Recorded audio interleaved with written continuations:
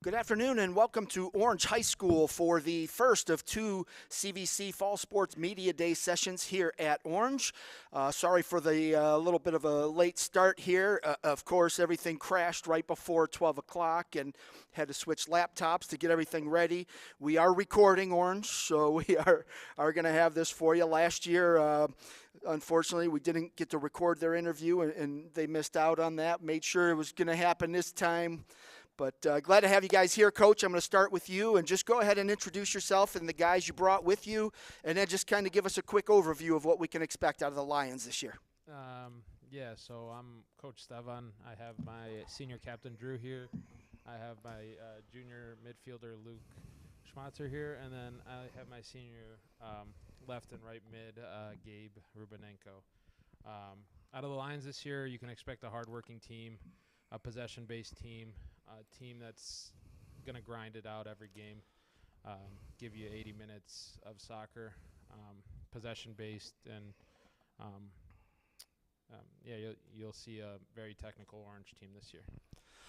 Looking at what you brought back and you know some of the new faces you might have in the lineup, how excited are you about the new season here?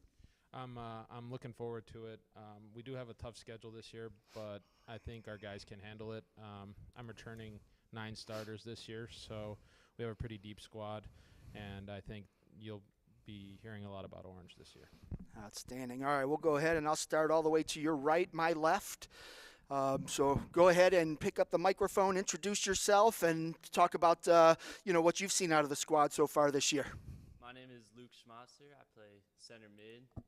And really looking at the squad this year, we've got a lot of technical players. I think we have a deep team, and we could go far in the tournament this year.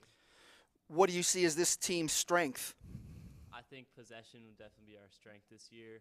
We can move the ball well. We got a lot of players that can hold the ball and really make the other team work. What's going to be different this year compared to last year? I think this year we're returning a lot of players, and we have the team to really make a run in the tournament. What do you look at, individually? What are your goals for the year? My goal is always just to play the best I can and help the team succeed. All right, well, good luck to you this year. We'll start there in the middle. Go ahead and grab that microphone. Introduce yourself, name, grade, and position. My name is Drew Abrams. I'm a senior, and I'm a center midfielder. This is my second year being the captain. I'm very, very excited for the season. We should have a good team. We have a lot of passion. We all work hard, and I'm excited to see what we could do. As a senior, what kind of a role have you taken as far as leadership and kind of showing the younger guys the right way to approach the game? So I try to have a great mindset going to practice, push the players. Sometimes I might be a little too hard, but that's just because I want us to win. But yeah. Outstanding. What are your goals for senior year? Just to win. And what's that going to take? Hard work, communication. The divisions have kind of been shaken up a little bit again with the addition of 3 new schools. The CVC now has 25 schools, so the divisions, I think there's 4 divisions. I think there were 3 last year, so some new teams in that conference schedule. How ready are you for that challenge? Well, we're ready. We'll be ready for them, don't worry. What's the process of kind of preparing for a school that you're maybe not as familiar with? Definitely we'll probably watch some film on them, learn what their instincts are, their best players, so we'll be prepared for them. Outstanding. And off to your left, go ahead and grab that microphone. Same thing. Introduce yourself, name, grade, and position. Hi, I'm Gabriel Benenko. I'm a senior, and I play left and right mid. So you get to set everybody up. You probably get to score a little bit. What's your role? What is Coach looking for you to do this year? Definitely being an older member of the team. He wants me to be a leader vocally, physically, always putting in as much effort as I can, making the runs down the line, being there where I need to go, covering for my teammates, all that stuff. Obviously, as a senior, you're one of the team leaders. How does Coach kind of encourage you and the other seniors to step up and do that and provide leadership to these younger kids? He definitely wants us to lead by example, encourage the kids to get into every moment, every game, put effort in, always go in for a tackle, don't be scared to really get into the game, and he just kind of encourages us to be a leader. And what are your goals for the year? Like Drew said, win. I think we can go far in the playoffs, get some goals, but just put in my best effort every game. All right, and then last question for you. Nobody at the table, but just give us some players that you think are going to have a breakout year this year that maybe people don't know about them yet, but they will soon.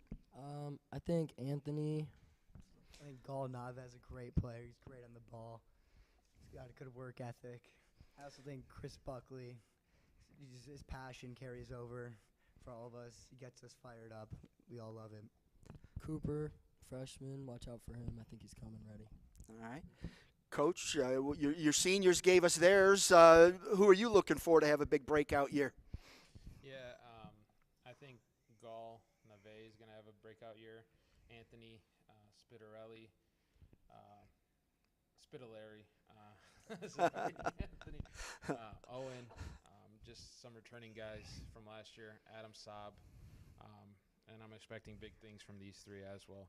But I think just our returners and our goalie Luke is going to have a breakout year this year. All right, and one more time down at the end. Who are your breakout players that you expect this year? I think from this year, we have players like Anthony Spitaleri and Owen Walensky, who were freshmen last year, and we're looking for them to take a big step this year. Outstanding. All right, Coach, back to you. Let's just talk about those CVC changes a little bit. Obviously, the divisions are a little bit different. I think you guys are still in the Chagrin, right? And so I think most of those are the same, but a couple new teams in there. How do you prepare for that new shakeup? Yeah, the new team we added was Lutheran West, and I know they had a great season last year. And just looking at it, just probably seeing some film because I'm not very familiar with them because we didn't have to play them last year. But they have some solid guys over there. But just watching some film on them, I know Hawkins going to have a solid team as always. Chagrin, Harvey, West Yaga, it's all tough games you go into, and you just got to mentally prepare and bring your best 110% every game you come into the CVC. Keys to victory for your squad? Possessing the ball, and then in the final third, just finishing our chances we get. Last year we struggled on scoring, and I feel like this year is going to change a little bit, and we're going to find the back of the net a lot more this year. And then just last question for you is, obviously you've got a pretty tough division within the conference, but conference-wide we have some really good soccer teams. How does that kind of help you prepare for some non-conference stuff and then the postseason, just where you're constantly pushed by your conference opponents? Yeah, the people in our division always push us. I know Harvey always makes a great run, Hawken, all the teams I named, Lutheran West, Chagrin, they always push us to our best, and you don't know what you're going to get in every game. And every time you play in the CVC, you'll get a great competition and get you ready for the non-conference opponents. Outstanding. All right, well, Coach and gentlemen, I appreciate you guys making a long trip out here to school. Hope I don't know if you practiced already, but have a good day out there, and good luck this season. Thank you. All right, that was the Orange Lions boys soccer team kicking off our first session of 2 Media Day sessions here at Orange High School. Up next, we've got the Edgewood Warriors girls soccer team. So give them a quick minute, and while we do that, I want to go ahead and thank our sponsors since I didn't get my full intro due to our technical troubles. But Ohio Center for Oral, Facial, and Implant Surgery is the presenting sponsor of CVC TV.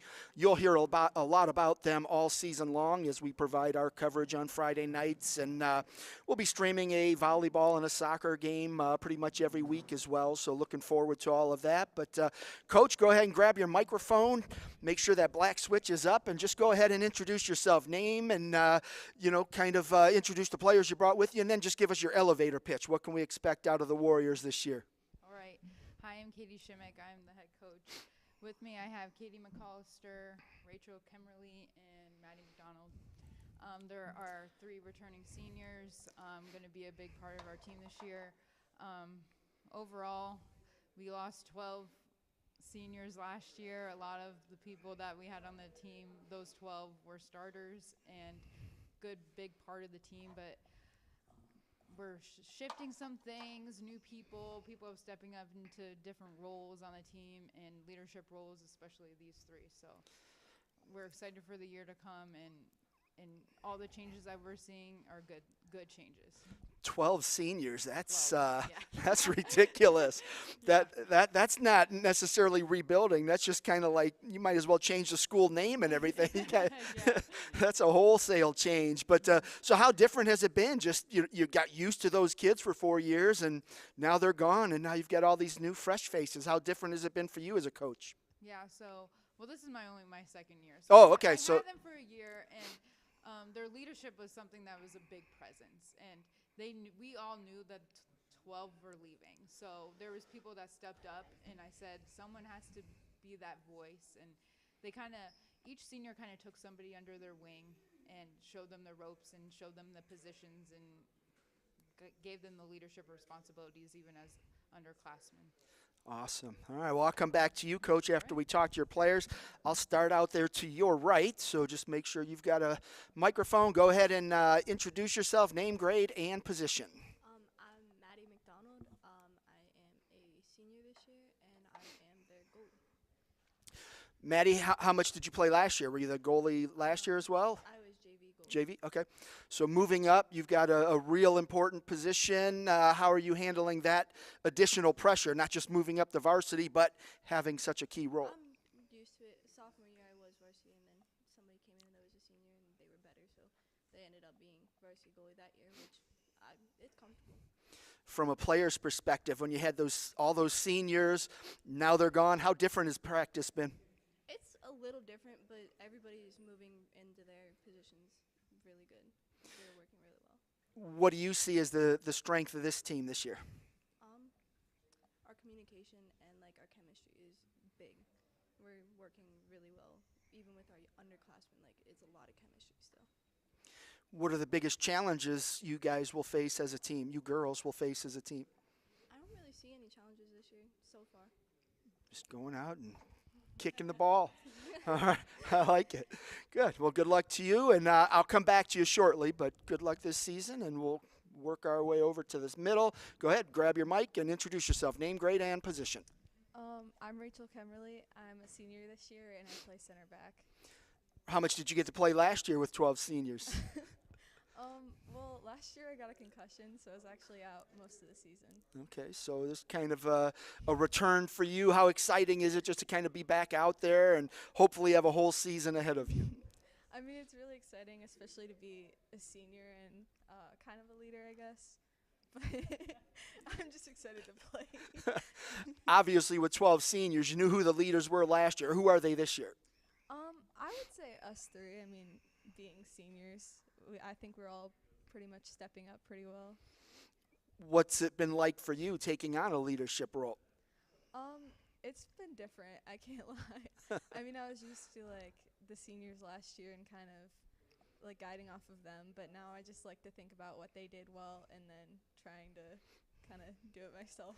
All right. Well, good luck to you this season. We'll come back to you. I always have one last question I like to ask everybody. And all right, Katie, go ahead and grab that mic, flip the switch up, and introduce yourself. Name, grade, and position. I'm Katie McAllister. I'll be a senior, and I'm going to be a midfielder.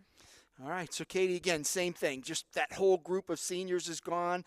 You're the top dog now. How are you handling that role?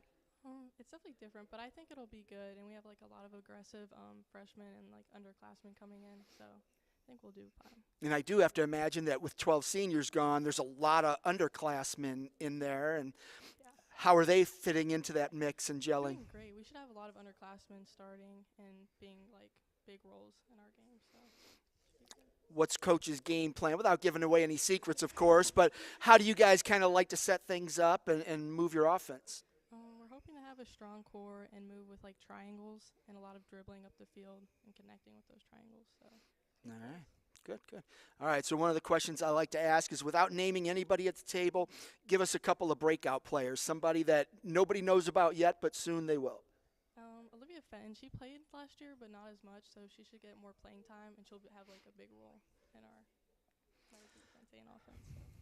All right, and we'll pass that all the way down. Same question, just give me some breakout players that are going to surprise some people. I definitely think Carly Cray, she's a freshman this year, and she really kind of surprised us and just stepped up and has great aggression, she's a great team player, I think she'll do well this year. So another Cray that's a really good athlete.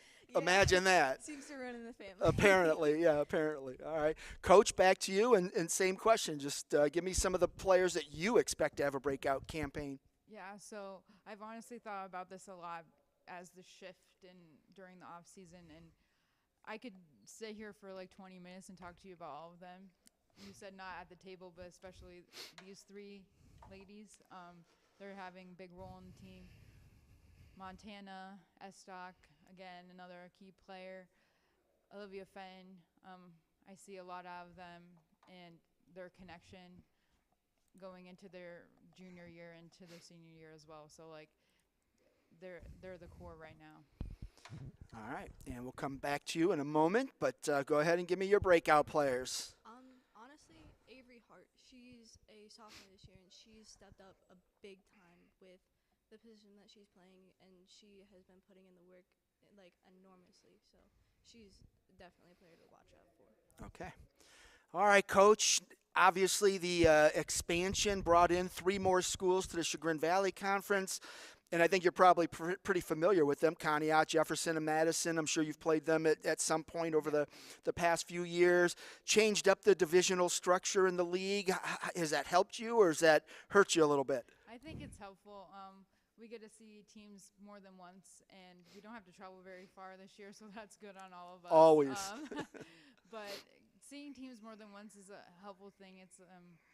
It's helpful, but then it's a challenge in itself. So that's something that we're going to be looking in towards. But overall, I think we're equal, if not a contender on all those games. So I'm just excited for us to show our skills and have them see them. I asked one of your players, just kind of, without giving away your game plan, how do you expect to see your girls go out and create some scoring chances, take away the opposing team's offense, that type of thing? Yeah, so we've had to shift things a little bit this year. We have different people with different strengths. So they're not going to see the same Edgewood team, and I think it's something that's a good thing. Our formation's a little bit different. The way that we're getting up the field, up the pitch, who we're passing to is all different. So it's going to be a surprise for them, but it's going to be a challenge for them as well. So I just see a lot of passing. The chemistry that we've talked about is something that they've been developing and is just going to work in our favor. And it's just going to be a lot of possession and a lot of intense moments. Keys to victory? Oh, for sure. No, what are your keys to victory? Everything, okay. So if I had to be specific, I would just say the differences in formations that we're doing in our tactics this year are a little bit different. So this is my second year as their head coach, and just things that I brought in last year that they've picked up on and developed more. So I would hate to say the chemistry thing, but that's something that we work on a lot, and how we're going to work well with every single person's strengths. And I think that all of our girls know every single person on our team's strengths and how they can help them be the best them and how it can benefit our team as a whole. Every team wants to win a state title. Only one can do it. But, let's say you go in, you have a pretty good season. What's it going to take for you to look back and say, yep, we did what I wanted us to do. I had a good year. Yeah, so like as an educator, a teacher at Buckeye, I just want them to be the best of them. And it's something that we talk about at practice. And I'm not the type of person that are like, we have to win at all costs, do this and that. I just want them to be good people. I want them to go out, try their best. They know their best. They know how to play their best, and I just want them to play their best.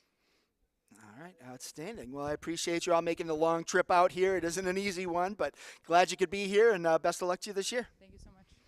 All right, that was the Edgewood Warriors girls soccer team here at CVC Fall Sports Media Day at Orange High School. This is session 1. Up next, we've got the Jefferson football team. I'm not sure if I saw them walk in.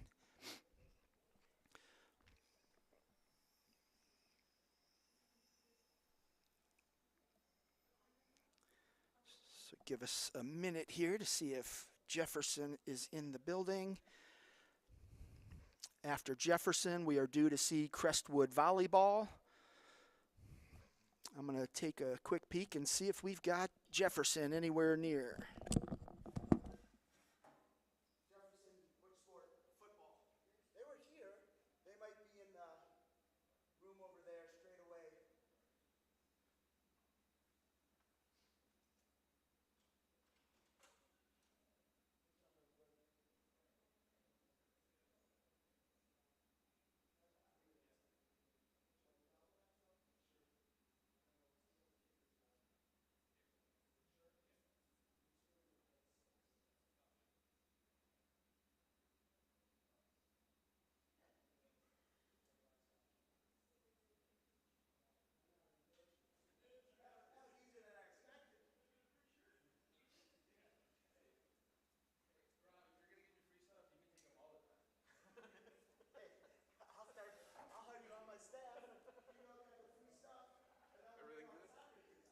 yeah, we had some technical difficulties to start, and so we Okay. got a little late start. And, I apologize. Oh, I wish no. I would have been here.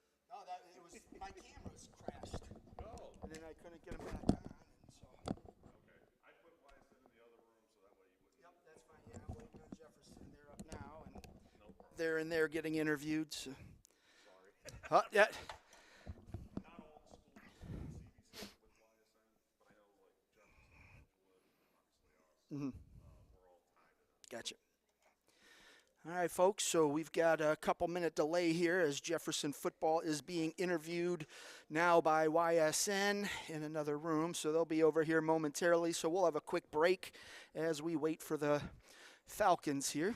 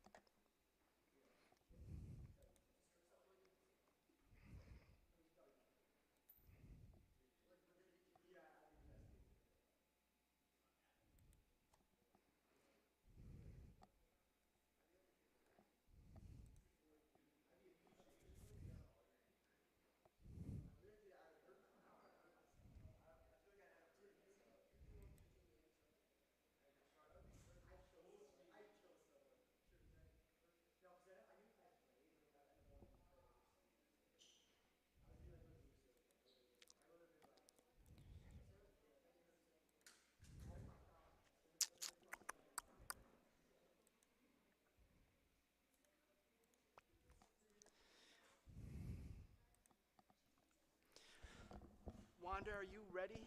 We're ready. We just didn't know where we were supposed Oh, yeah, you can go. We're waiting on Jefferson, but they're in the other one getting interviewed. So you guys are next, so hop in, and then I'll squeeze them in, and they're going to lose some of their time. But all right, so we are going to – pardon? No, that's if you're with YSN. All right, so we've got the Crestwood Red Devil volleyball team coming in. Head coach Wanda Hoffman. Give them a second, and then we'll loop back and grab Jefferson football when they get back over here. So, Coach, I'll start with you. Go ahead and just introduce the players you brought with you, and then just give us your elevator pitch. What can we expect out of the Red Devils this year? Well, thank you for having us. This is Jazz Stevens. She is a senior. She's my setter for the last 3 years. This will be her 4th year. We have Audrey Fusey. She is a back row player / libero for us, and she's a junior. And then Roxy Brett's down at the end. She's a senior as well, front row hitter blocker, and she comes from a very talented, gifted family for our volleyball program. They have helped us with getting a lot of championships at our school. And I'm excited. No pressure, though. No pressure. She's a team player. She's all about having fun and Great. working hard. We are excited this year. We lost 3 really talented players last year, but we're coming in and filling in their shoes the best we can and hoping to have a lot of fun and a lot of success. Outstanding. All right, I'll come back to you, Coach. We'll start over there with Jazz. Jazz, grab that microphone. Make sure your black switch is up. And just for the folks at home, introduce yourself again, name, grade, and position. I'm Jazzy. I'm a senior, and I'm a setter and an outside. So Jazz, got to see you play a couple matches last year, including the Ohio Varsity Underclassmen Showcase. So come in pretty talented, but now you're that leader that everybody's looking for, looking to. How are you kind of approaching that role this year? Just kind of keeping a good attitude because what really brought us down last year was a bad attitude and not having a leader. So kind of like looking so we can win to be that. Obviously, you've got a lot of the same players, but some have graduated, some new faces. How is this team coming together from your perspective? We've all kind of played together before. Most of the girls on our team have like dressed varsity, played in a couple games with us, and we all just know each other really well and we get along good. What's the strength of this team? Definitely like the personalities meshing together because if like someone's really upset, there's always someone else that's going to make them like laugh and smile. And then just looking at some of the new faces, you can't mention anybody at the table, but who are some of the players you think are going to have a breakout year this year? Maddie Dussman, she interviewed us like with us last year. She couldn't make it today, but over her club season, she got a lot better at hitting and blocking. All right. And what are your goals for the year, senior season? Definitely to make it a lot farther in playoffs because we haven't made it that far in my previous years, and I want to win and end up winning my last year. Wasn't that long ago you guys were in the regionals, right? 4 years, 5 years, something like that. So yeah, it's there. You were probably what, 8th grade then? Yeah. Yep. So yeah. All right. Audrey, on to you. Go ahead and for the folks at home, introduce yourself, name, grade, and position. Oh, flip that black switch up. You got that from your dad. You inherited that trait. I'm Audrey Fusey. I'm a junior, and I'm a DS/libero. So being a junior, stepping up at the head table, obviously Coach thinks highly of you. Why are you here? What does she see in you? I think that I'm a great leader, and I think that I'm one of those players who have a really great personality and just love to bring people up on the team. I'm always cheering. I love it when we all play together. I think we play really good when everybody's up and together. I think it's really good. Just mentioned, 4 or 5 years ago, Crestwood won a district title, played in the regional tournament. Obviously, you guys want to get back there. What's it going to take? I think it's going to take a lot of hustle. I think we definitely have it in us. I think our back row is pretty good. We communicate really well, and we have a lot of people willing to, get on the floor, do whatever it takes to get that ball up and playing. I think it's going to be a really tough competition. A few years ago, Crestwood played in the Portage Trail Conference. Is that right? Now you've been in the CVC a few years. You know the teams. How much does that help now, just having that familiarity? I think it's great. I mean, we always look at our previous scores from the last year. We know what score we got in each set. And I think we really talk about what players are still there, what players have graduated, and we kind of just break down the teams and make sure that we know almost everything we can about those teams to play. What's this team's strength? Oh, I kind of agree with Jazz. I think our personalities go really well together. We've been playing, everybody's been playing since like 7th grade together. I think a lot of us have been playing JO, so we all know the game really well, and we're all willing to critique each other a lot, and we're all willing to take it without like any harsh feelings about it. Right. You shake it off when you cross the lines. And right. Your teammate can yell at you and you get over it. That's good. That's the way it should be. Yeah. Good. All right. Let's get down there to the end, and I'm going to come back to both of you guys too as well. But all right, go ahead, Roxy. Go ahead, introduce yourself, name, grade, and position. I'm Roxy Retz. Is this on? Yeah. Okay. It's on. I'm a senior, and I'm an outside hitter. I can be a middle, right side, anywhere. I would like to be a libero, but that's not my day yet. So Crestwood has had some pretty good hitters over the years. Do you see that with this team? Yeah, I definitely do. I really like how our team's looking. I think we have it stacked all around. We have the perfect amount of each players. And I love how this year, over the past few years, we've had it difficult making sure that all the positions were spread out. But this year, we have a lot of middles. We have good outsides and right sides. Over the past years, it was hard to get more than just one person going outside. How do you guys set up the offense to kind of accentuate those hitters? Well, we do start off with a lot of our good hitters starting off in the front row, but I'd say even Audrey, she's our libero sometimes. In summer league, she played middle and got like a single block. She's phenomenal. Like she can hit. Everyone can hit on our team. She got everyone hops. Can pass, so I have no doubt in us. Outstanding. What do you see as this team's strength? What can you guys lean on in those tough times? like they kind of said, like I really like the chemistry of the team this year, and I feel like every time I told my other team this, the attitude will beat skill every single time. And this year we really have a team that's uplifting, and we all care about each other, and we're just there for each other. I'm never stressed out with this team. I'm just happy to be there, and it makes it more fun to play.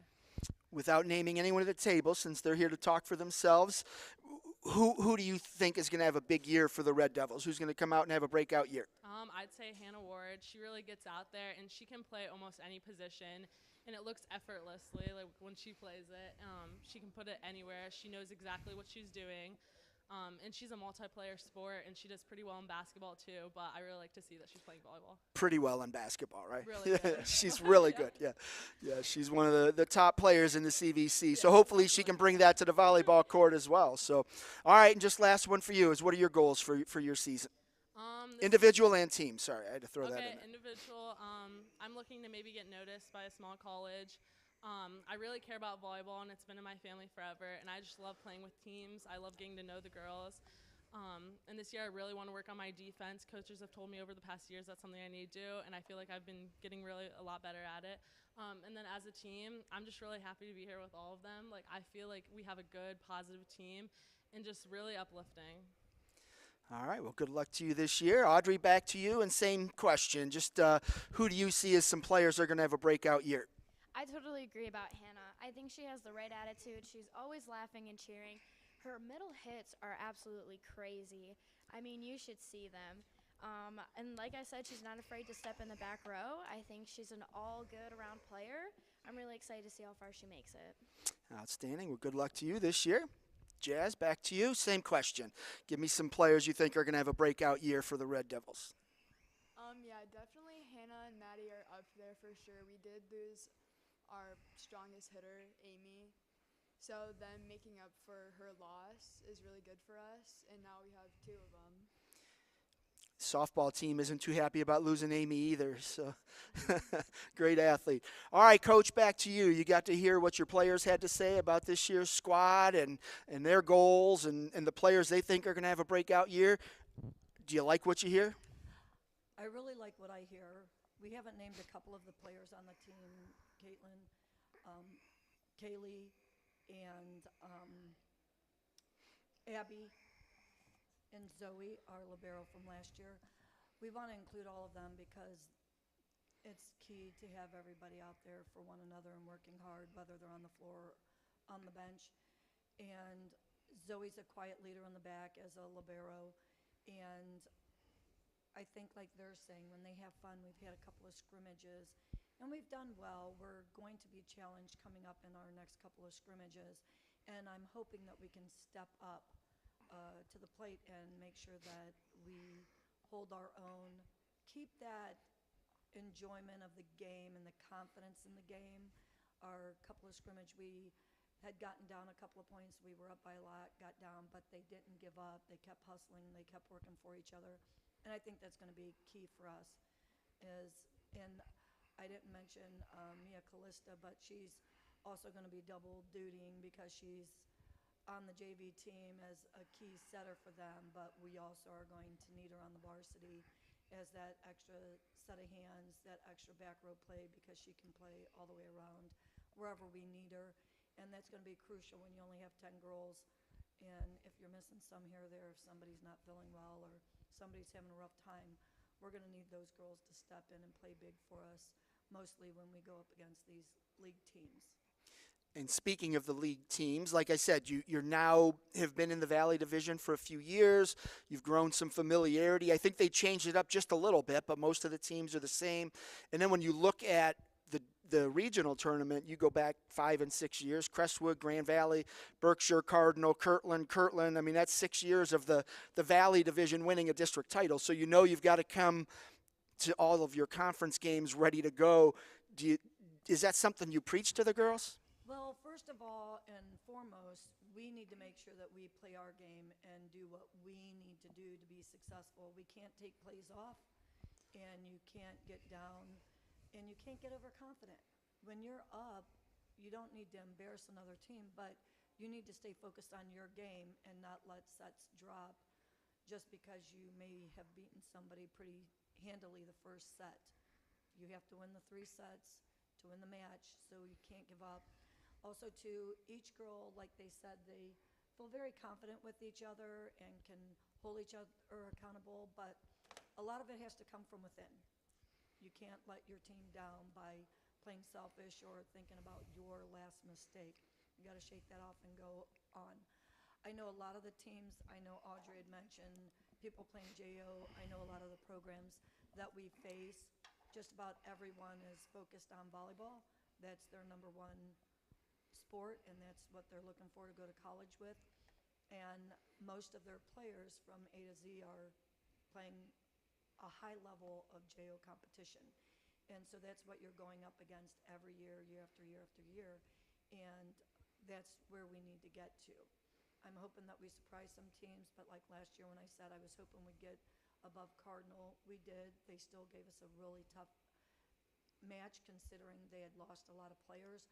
And Kirtland has been so great year after year after year.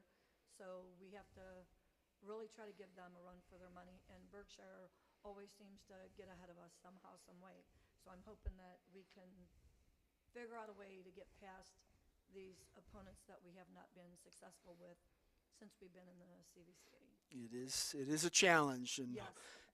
that's Everybody refuels. Everybody still brings back Yep. strong. Well, as you mentioned Cardinal. They lost, I think, 9 seniors from the year before, so they were really young, but they got better in a hurry last year. Yes, And they did. They always hustle, don't give up. yep, Berkshire returns quite a bit. Kirtland graduated some of their key players, but they still return quite a bit. So Exactly. it'll be fun.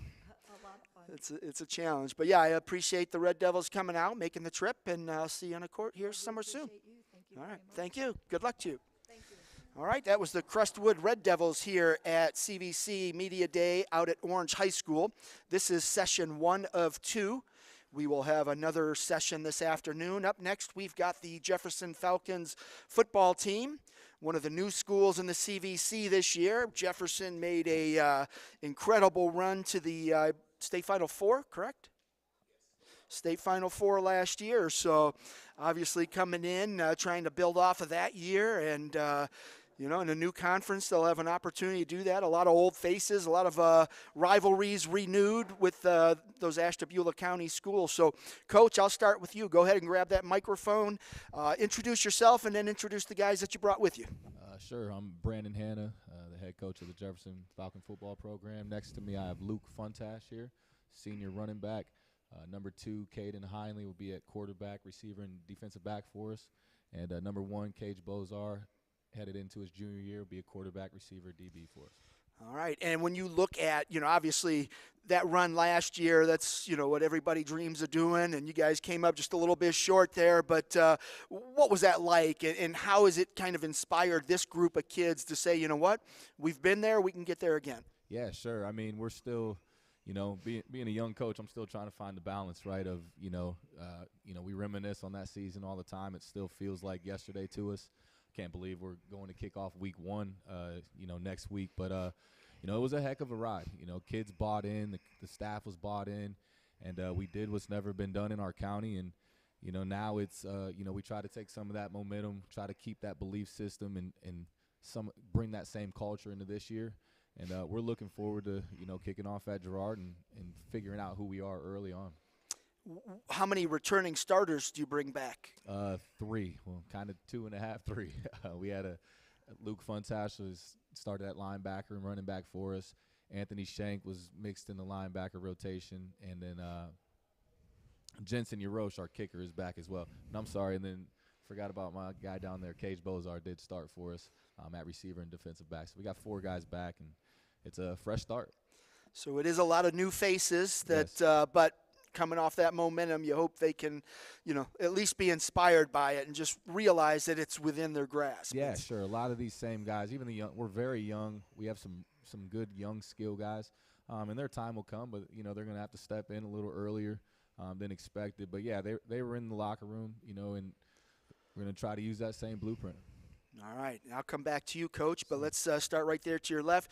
Go ahead, grab that microphone and introduce yourself, name, grade, and position. Up, flip that black switch. There you go. Luke Funtash, running back linebacker. So, Luke, you got a little bit, you had your feet a little bit wet last year, getting a lot of playing time. What was that ride like, just kind of getting as far as you guys did? It was amazing. An honor to be part of it. I really want to make it back there. It was just fun overall. When you look at your teammates and the ones that didn't get that playing time or didn't get to see as much action as you did last year, how do you kind of inspire them and just say, hey, look, we did it, last year, now we can do it again this year? How do you get those guys to believe that? I mean, we don't really I feel like we already believe that just coming back. We already believe that we could make it back there. So great. I mean, definitely give them a little bit of advice and inspiration sometimes, but I feel like we already believe that. How excited are you to play in a new conference? Like I said, you renew some of those old Ashtabula County rivalries. You get to see those teams again. How cool is that? It's going to be fun. Right now we're focused on week 1, trying to just win that game. All right, sounds good. And pass that microphone down to your left. Go ahead and same thing. Introduce yourself, name, grade, and position. Caden Hindley. I'm a senior, and I play quarterback, wide receiver, and DB.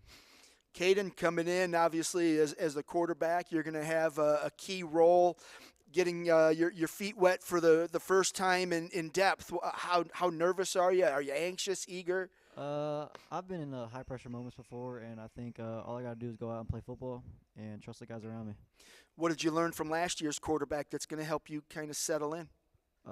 It's just, like I said, just trust the guys around me and go out there and play football and try my best to make plays. What are your goals for this year? Have fun. Go out there, win, and just make memories with my guys. Sounds good. All right, pass that on to your left, and we'll do it one more time. Name, grade, and position. Cage Bozar, quarterback, wide receiver. Flip your switch up there. There you go. Oh, was it up? Okay. Just hold it a little closer than your. There you go. Cage Bozar, quarterback, wide receiver, and DB. Class of 25. What are you going to play most of? Quarterback or receiver. I don't know. Coach Hanna hasn't made that decision yet. That looked like a, hey, coach, I'm waiting. I like that passive aggressiveness. That was good. Yeah. So being a part of that team last year, what was that like? Just every week going out, winning big games, and getting ready for another one. It was cool. Like, all the brothers around me, playing with them, winning games, having fun. That's basically all it is. What's it going to take to make another run? The brotherhood. I think we're all close. We're super close compared to other teams. So that's it. And you got that success to hang your hat on, too. Yeah. A lot of teams don't have that. So you've been there. That helps a little bit. So, all right, so I'm going to go back this way now, but keep the mic, because first off, I'm going to have you, without naming anyone at the table, just give me a couple guys you think are going to have a breakout year. Obviously, you graduated a lot of seniors, so new guys have to step in, but who's it going to be? I think Jeremy Shank, he'll be good on us for defense. Seth Burlingham, good DB. And who else? Oh, Matt Webster. He'll be a big part of offense, playing heavy. That's about it. All right, sounds good. Good luck to you this year. Pass that mic over, and same question. Just give me some guys you think are going to have a breakout year for Jefferson. My guy, Anthony Shank, he's a senior. He's definitely stepping up. He's going to make some plays on defense, and if he needs to go on offense, he's obviously going to step up and do what he needs to do. And there's a few, like Dylan Burlingham. He's going to step up and make some plays. Like, he'll be at receiver and DB, and he likes to go hit, and he's a go-getter. He's going to go catch the ball. Sounds good. Good luck to you this year. Right, same thing. Pass that mic.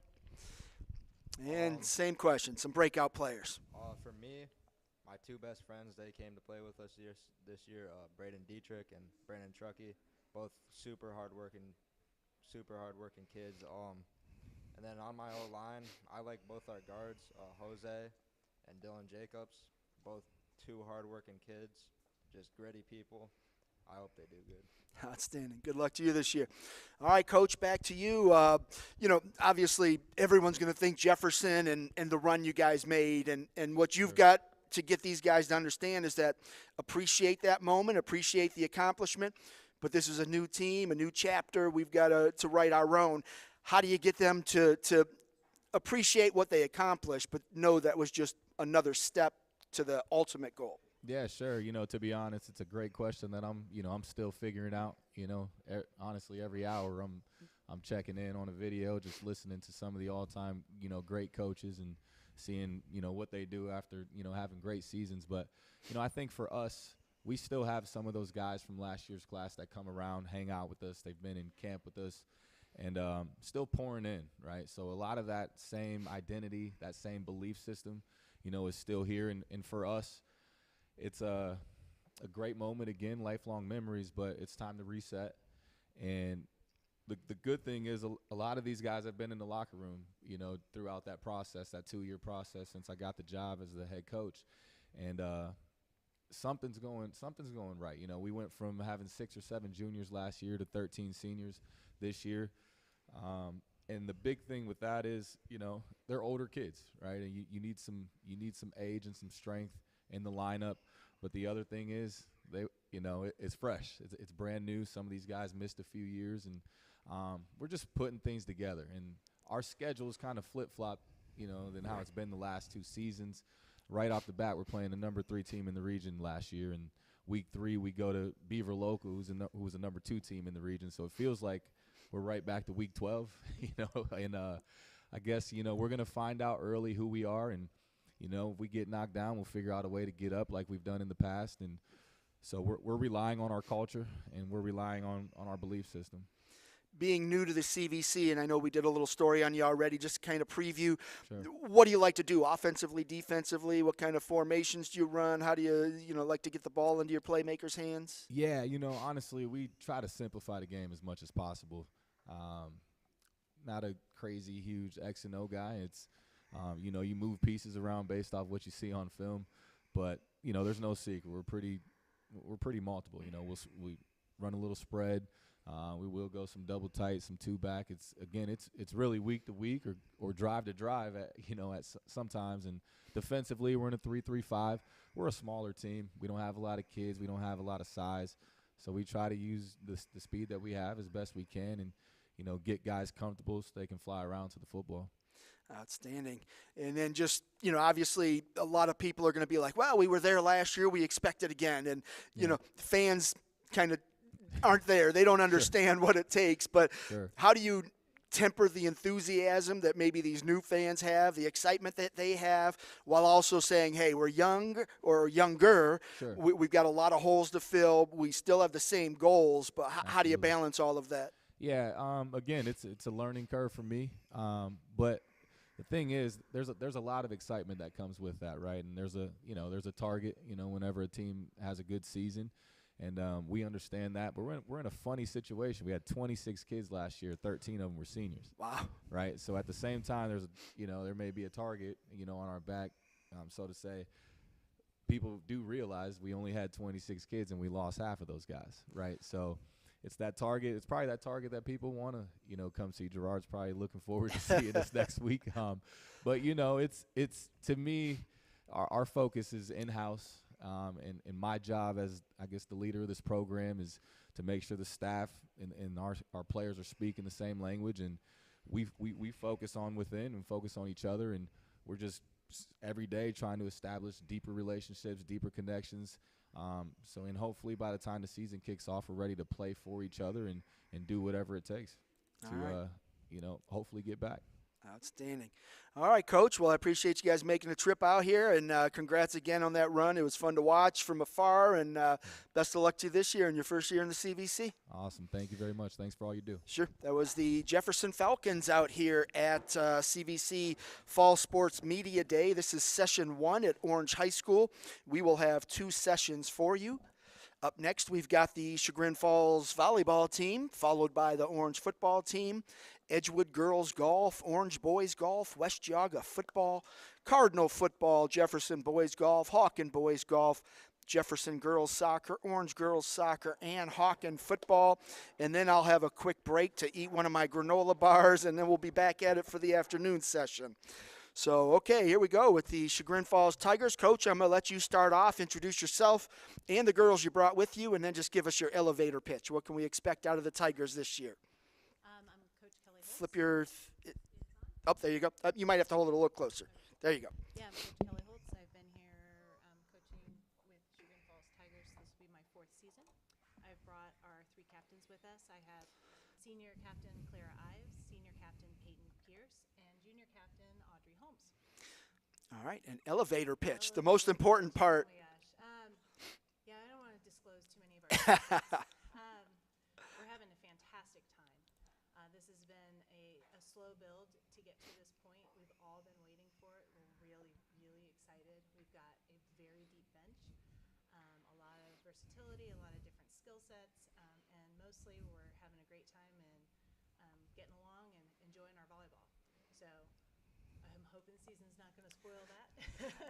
I think going back the past couple of years when we've talked at Media Day, that's always been an issue, is you just haven't had the depth. You've had some great starters, you just haven't had the depth and filling out that rotation. So, yeah, you must be excited. We are really, really hyped.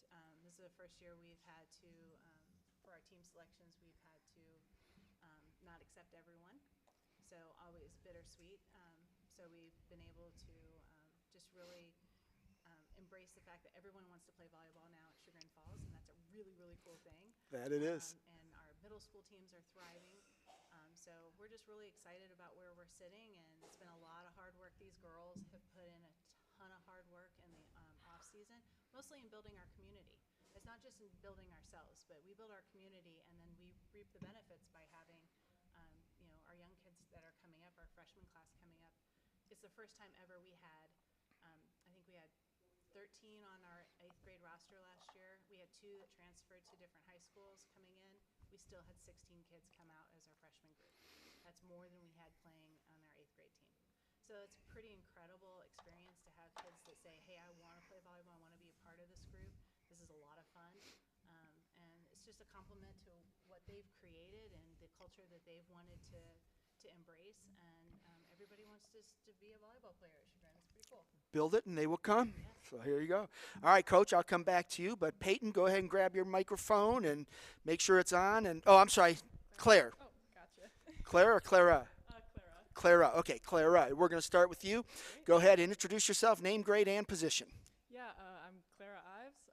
I'm a senior this year, and my position is a middle blocker. So, Clara, you just heard your coach share her excitement about the numbers. How much does that mean, or what does that mean to you, just to see the growth of the program going into your senior year? I mean, it's pretty crazy. I'd say growing up, I never really had volleyball on my radar until middle school. So it's kind of crazy seeing kids I babysit, kids just in the community be excited for volleyball, showing up to youth night. It's a pretty crazy, pretty big night for us. So you have to be a hero to those kids you babysit. Oh, yeah. She plays for Chagrin. Wow. Oh yeah, they ask all year round. They're like, oh, so when does volleyball start? So that's cool. Pretty cool. That is cool. So looking at this team, how different is it from the previous 3 years? I'd say honestly, this year I've been seeing kind of more excitement than in the past couple years. I mean, we have some pretty early practices, so being able to get a group of 12 girls up and going and immediately into drills has been pretty great. How early are we talking? 7 a.m. Oh, that's pretty early. That's early. I thought you were going to say 8 or 9. That's not really early, but even if it was earlier, that'd be worse. But 7's okay. That'll work. What's going to be the key to victory for Chagrin Falls? I mean, how are you guys? You've been competitive in the Chagrin division. Now you want to take that next step. What's it going to take? It's definitely going to take the whole team working together. As we said, we have the depth to work together. We have so many different perspectives this year. It's really great to see, and I think the girls are a lot more open to hearing different perspectives, which should help us get that victory. Any changes tactically or strategically? Without giving away secrets. Yeah, can't give too much away. Yeah, we're fancy. We're working on a lot of plays, a big variety of plays. We're excited to kind of get that going. Cool. All right, we'll come back to you. Peyton, we'll move on there and go ahead and introduce yourself for the folks at home. Name, grade, and position. I'm Peyton Pierce. I'm going to be a senior, and I'm a setter. And a setter. So, Peyton, you've got a big job. You're the quarterback of the offense. How excited are you to work with this crew? I'm really excited. The girls are really diverse, and they give a lot of feedback, which is really helpful. like this isn't. I took a break from setting for a while, so I'm just coming back into it, and they've made it really easy for me to jump back in and have fun with it. Who are your big hitters? We have a lot of big hitters this year, I think. We have a lot of returners and a lot of new girls coming in that will have a lot of power with this year. Anyone in particular you like to set to? I mean, you got a favorite in your back pocket there? Yeah, we got our middle hitter here. Okay. She's been on varsity for 3 years, and she's really come a long way, and she has a lot of cool tricks and tips and everything. So. Outstanding. What kind of goals do you have for your season? For us, I would say a lot more consistency. I think that's something we've struggled with in the past, and I think being more aggressive and having fun with it. Cool. All right, and then we'll come back to you as well. Pass that out. Oh, she's got one in front of her. She can grab that one. Go ahead. Introduce yourself, name, grade, and position. My name's Audrey Holmes. I'm going to be a junior this year, and I'm a setter. So Audrey coming in as a junior, you get to play with some seniors. You get to take a little bit of that leadership role. How are you kind of embracing that challenge? Well, I'm really excited to work with these two captains this year. The seniors have been so welcoming. I'm new to varsity this year, and the returning players have just been like so welcoming. Yeah, it's been a really great transition for me. Talking to coach and the seniors, it sounds like the expectations are higher than normal at Chagrin, and you're stepping into this first-year varsity situation. So that means there's more pressure on you. Are you able to handle that? Do you thrive in pressure? Yeah. I love the pressure. I love the competition. I'm ready to put everything out there, leave it on the court, really do my best. With the numbers, and as coach said, you couldn't take everybody. So some girls, I think you tried to avoid the word cut, so I want to avoid it too. What did you say? You couldn't take them all? I guess we'll stick with that. Since you couldn't take everybody else, that means there's a little bit more competition at practice. Do you get that sense that, wow, everybody's now a little hungrier and a little more aggressive? Yeah, absolutely. We have 3 incoming freshmen this year, and they are absolutely putting everything on the court. They're really doing their best to put themselves out there and really get some playing time. We haven't really figured out our lineup yet. We're still throwing things up there, but the people who are maybe on the edge of the bench or the court, they're really doing everything they can to get some playing time. How well do you and Peyton work together as the setters? I think we're doing great. We're definitely working well together. I haven't seen you guys throw elbows yet, so No, you must get along pretty well. No, just some friendly competition sometimes. Good. What do you think the ceiling is for this team? I think something that we could work on is just being more aggressive, taking that competition that we're using in practices and transforming it into our games, when we really start playing scrimmages and games, taking that competition and putting it on the real court. Okay. Without naming anyone at the table, give me some breakout players you think are going to have a big year for the Tigers. What do you mean without naming anyone? At the table. Yeah, they're here. So. Okay. So there's Gigi. She's a sophomore. She's been on varsity since she was a freshman. She's really great. She's putting in the effort to improve. She's an outside hitter. We've got 3 new freshmen. There's Sadie Conrad, Molly Nightwine, and Lily. Lily's a middle. She's really putting in the effort, forming great connections with us as setters. She's really doing a great job. Cool. Yeah, Isabel is a returning varsity player. She's also an outside hitter, and she's doing a great job, really slamming those balls down in practice. So. All right, well, good luck to you this season. Peyton, I'm going to come back to you, and you can tell me your picks for breakout players for the Tigers. For me, I would say DG as well. I think she's improved a lot since last year. I think last year was a little tougher. She's a little nervous, freshman on varsity. It's tough. And I think this year she's really have more confidence, and I think she's going to really excel this year. And our defense, I'm really happy with our defense this year, specifically Lauren Burgess. She was our libero for a majority of the season last year, and she really is putting in the work this year, and I think she'll be really helpful with us. Another Burgess, is that a Sarah Burgess sister? Yeah, she is. So she must have some pretty good athleticism. Yeah, she does. Figured so. All right, Clara, on to you. Who are your breakout players that you think are going to have a big year this year? The player that most stands out to me is probably Lily Victoroff, the incoming freshman. She plays middle, so we get a lot of time like working together. And she really reminds me of like the bar I can set myself to, the example I'm setting, and how I can continue to challenge myself and my teammates. It's really cool to see kind of like a younger me in a way, kind of. Other than that, yeah, Isabel Nerponi is just an incredible hitter. She's really good at moving the ball to specific spots while still being really aggressive, and I'm excited to see her continue to play. You've been around a long time. Attitude-wise, or maybe not necessarily attitude. I think over the years, I think coaches always said you guys have always had a good attitude. Maybe it's the confidence level. Do you notice that being different now that you're in your third year as a varsity player? You've got some other girls around you that have experience. Do you sense that? Yeah, I feel like girls are definitely figuring out that they got on this team for a reason. They're excited to be like showing up to every game as aggressive as possible and not letting fear of like messing up for other teammates get in their way. People have been really encouraging too, which has helped a lot with the confidence.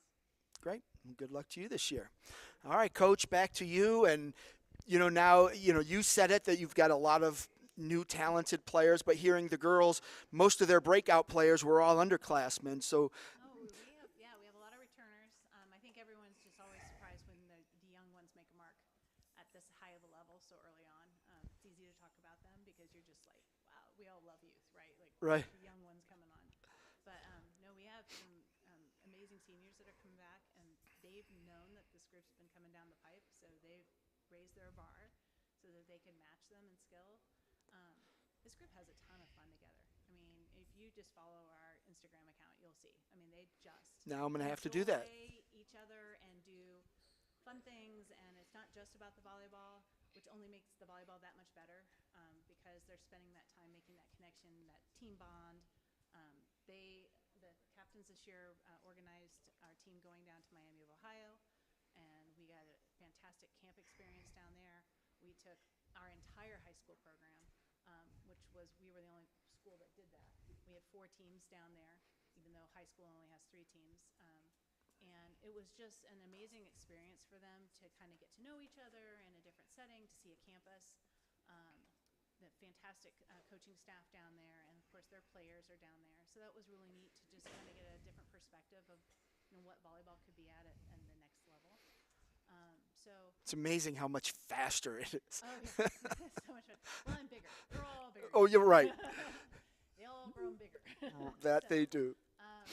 So they've had a lot of fun, and we even plan to go back and see Miami play at Kent State at the end of the season.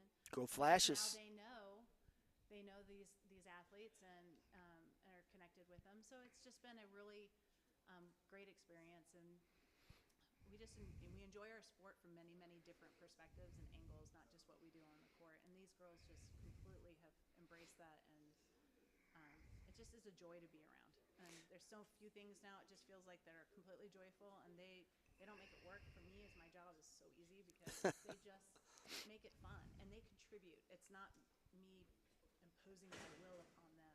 They're like, hey, we see this, we would like to do this, and it's their team, they're running the show, and it's awesome. That is outstanding. Sounds like good things are happening, and you deserve it because you work hard, you've done a great job, but like you said, you just haven't had that depth to step in, and sounds like you're building it, and excited to see what can happen this year. We're looking forward to it. All right, sounds good. Well, thank you all for making the trip, and best luck to you. All right, that was the Chagrin Falls Tigers volleyball team here at CVC Fall Sports Media Day out here at Orange High School. This is session 1 of 2 today, and tomorrow we'll be out at Independence High School. Right now we've got the Orange football team, the home team here. So we've got some big fellas here. Must be the quarterbacks. All right, so the Orange Lions football team. Coach, I'm going to start with you. Grab your mic and introduce yourself and the guys you brought with us, and then just give us your elevator pitch. What can we expect out of the Lions this year? Flip your switch there. I'm Rob Senor. I'm head coach, second year. I brought with me Eli Robinson. Eli's a junior, wide receiver, free safety. Next to him is senior CJ Gissentanner. CJ is a linebacker and guard on offense. And down at the end is Henry Riggenbach. Henry is a senior, offensive tackle and nose tackle. We have, we're excited about what we have coming back this year. We have a lot of returners, especially on the offensive side of the ball. Our offensive line is going to be the heart and soul of our team. These two guys down at the end, our returners on the offensive line, a couple other returners on the offensive line, so we're going to really count on them a lot. Eli is a playmaker. We're going to try to get him the ball in some creative ways, some different ways. We have some good running backs. We expect to rush for 1,000 yards between our running backs. We're really excited. We don't have the numbers that we'd like to have, but we have kids that are really bought into our football program, and slowly the culture is starting to change here at Orange. Takes time, but I really like the group I have, and we're excited about what we got going on. I'm glad you mentioned culture. That's always important to me as a former coach, and it's just one of the things I always wanted to develop was just this positive winning culture, and then it just fed from freshmen up to sophomores, up to juniors, up to seniors, and trickles down. And so culture is important, especially when you've got a school that hasn't had that high-level success over the years. So that's good to see. But when you look at this team, how different is it from last year? It's different based on the buy-in and the experience. Those things those intangibles, you can't always have, and we have them this year, and I think that's going to certainly help us become a better football team this year and improve on some places where we struggled last year. All right, Coach, I'll come back to you. We'll start right there to your right, pass that microphone over, and go ahead and introduce yourself for the folks at home. Name, grade, and position. Well, my name is Eli Robinson. I'm going to my junior year. I play wide receiver and free safety. What do you notice that's different about this team just from a couple of weeks of camp? From the last few weeks, from 2 days, I feel like we're a lot more bought in, like my head coach said, and we're just a lot more if I make a play, then CJ goes make a play, and then next thing you know, Cam's making plays. And I feel like we're just bouncing off of each other and have the flow that we really need. Being a high school wide receiver can be lonely at times. You got to go line up way over there, and it's you and the referee having a conversation, and your teammates are all over there. And a lot of schools don't throw the ball much. You going to see the ball? I feel like with our game plan and how we're going to play it this year, I feel like I will get the ball a good amount. Yeah. How does that kind of complement the running game? Coach said you're looking for 2,000-yard rushers, and if you've got an elite wide receiver out there that can chew up some yards too, that helps those running backs. How can you be that complementary piece? I mean, I feel like we're going to keep the defense on their toes, so they're never going to be able to only stop the run and stop the pass, but they're going to have to be able to guess if it's a pass or a run. And then defensively, you're also in the secondary back there, so hopefully you'll spend a lot of time in that secondary on offense, maybe less time on defense. But how would you describe yourself as a DB? I would describe myself as a ball hawk, and if it's in the air, then it's probably going to be mine. All right. What kind of goals do you have for yourself for your junior year? My junior year, I want to finish out the season with I'll say I want to kind of average 2 to 3 touchdowns a game, about 100 yards, 10 catches, and just wins. Lofty goals, man. Lofty goals. All right, let's go on to your right there. We'll come back to you. Go ahead and introduce yourself, name, grade, and position. How you doing? I'm CJ Gibson Center. I'm going into my senior year. I play linebacker and guard. And, Nice-sized offensive lineman. Definitely a big linebacker for high school. So, yeah. So, describe yourself as a linebacker. What do you try to do? Being in the middle, I play Mike. So, just being that voice of the defense, I try to basically, control the defense, make sure everybody's in the right place, but also doing my job as well. Executing my position, what I have to do. Every time I step on the field. Mike, linebackers have to have a high football IQ. You have to be able to read a lot of keys and make some calls on defense. How capable are you of handling that? Well, I got a lot of years' experience under my belt making those calls. So it takes time, but over time it becomes easier once we get the game plan down and start working on these things. over time it'll start to work itself in. Is there a linebacker you like to kind of emulate yourself after? Ray Lewis, man. Ray Lewis? I model my game after Ray Lewis. I love Ray. He's my favorite player of all time. Just the mentality he brought to the game, and just how he every time he stepped on the field, like how he just carried himself and carried his teammates. Always admired him for that. You got the same dance moves too? Yeah, man. Yeah, for sure. Ray can dance. All right, we'll come back to you as well. Let's go all the way down to the end. Grab that microphone. Make sure the black switch is up, and introduce yourself. Name, grade, and position.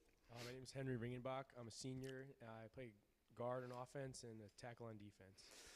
I would have had it the other way. I would have had you as the tackle with your height, but you're a big dude. All right. How much experience do you have on the line? This will be my second year on varsity.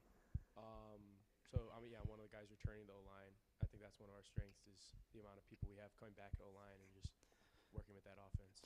Coach kind of bragged up on the running backs. Hopefully you guys get those 2,000-yard ball carriers. But to do that, that means you and your line mates are going to have to step up as well. How are you guys gelling as a unit and knowing that the expectations are so high? I think that just having these 2 years together, I like the camaraderie, I think, between the linemen is as high as it could be. The 4 of us, or 5 of us get along great. I think we work well together. We know how each other work, and looking forward to it. When you look at that unit, what's going to be the key to you guys, number one, staying healthy, but number 2, being successful? I think it's just the mentality of holding each other accountable. You know, if one of us is, slacking or something, the other 4 pick them up and keep them going. And I think if you work as a unit, you can accomplish a lot more than working alone. Outstanding. What are your goals for the year? I have the same goals as they do for the rushing yards, I'd say, because that starts with the line up front, and it doesn't happen without us. So I think that goal is a reflection of the running backs, but also of the line. All right, and then the last question for you is just give me a breakout player. Nobody at the table since they have a chance to speak for themselves, but who do you see a player on the Orange Lions that's going to have a big year this year? I think it's going to be a sophomore running back, Russell Ty. He's going to have a big year. Outstanding. All right, let's pass that back on. CJ, same thing. Give me your goals and then give me your breakout player. Goals this year, win. Day in and day out. Just have to win, have to execute.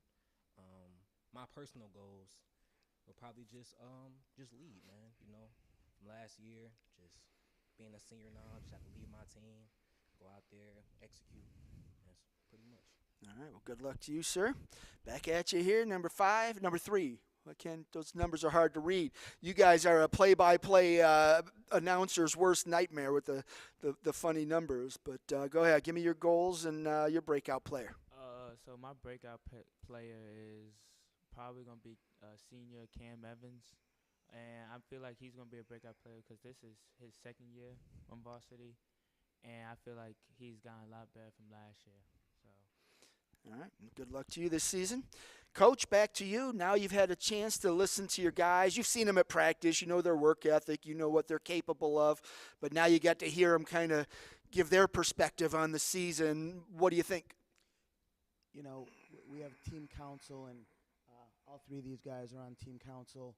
And, you know, we've met a couple times and talked about where we see our team at now and where we want it to be. And we're certainly not there. But these guys have lofty expectations, which I am proud of and want. But now we got to meet those. We got to find that sweet spot to meet those expectations. And it's hard. Football's hard. Hardest sport out there. And these guys know that. So we need to continue to buy in, continue to change the culture, and make things how they should be here at Orange High School. Obviously, you talked about the running game. Your wide receiver next to you wants to have a big year as well. How do you you've got some talent on offense. How do you use it all? I mean, you can only snap the ball once per down. So. You know, it starts up front, and if our guys are good up front, which I expect them to be, we'll be able to get the ball in multiple people's hands throughout a game. Because we do have a couple different playmakers, a couple guys who can make plays. Our quarterback, Alex, can run with the ball and throw the ball. He's going to be a threat.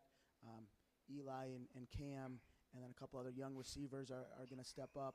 And like I said, our running backs of Russell, Rashad, EJ, they're going to touch the ball, and I think that they can hit a home run every time. So we're going to spread the wealth, and that'll make it more fun and make more guys engaged in our football team. We just had Jefferson in here a couple teams before you, and they made that run to the state Final Four last year. And, one of the things about that is that they lost 13 to 26 players. So they're coming back, and only a few guys have that experience. But it's trying to get that mindset that, look what the guys before you did. They made a run to the state Final Four. You can do it too. How do you get these guys that have never been there to understand that those kids that are like Kirtland, they seem to go every year. They put their pads on one leg at a time too. How do you get these guys to believe in that? We obviously struggled last year. We gotta walk before we can run. We gotta get one win and turn it into 2 wins and turn it into 3 wins. We can't be contenders for the CVC championship or for a state championship until we take small steps. So we're really looking at it one game at a time. Our eyes are focused on week 1, winning that game, and we got to get our guys to believe they can win, get that win, and that belief will start coming, and that part of the culture will start to change as well. Outstanding. Obviously, everybody wants to go into a new season. Hey, I want to win a conference title, district title, state title, but not everybody can do that. How are you going to look back and regardless of what happens and say, you know what, we had a good year? So we on Friday we have some time carved out in our schedule where we're going to talk about our team goals. In those team goals, we're going to have weekly goals of points scored, points against, turnover margin, penalties, and we got to be able to measure our success in those, and if we accomplish those, good things will happen. Outstanding. All right, Coach. Well, I appreciate you guys taking time out of the day, come talk with us, and I wish you a lot of luck this season. Thank you. All right, that was the Orange Lions football team here at CVC Fall Sports Media Day. Up next, we've got the Edgewood Warriors girls golf team. And boy, I like it when we catch up and we're on schedule. So we are on schedule. This is the Edgewood Warriors.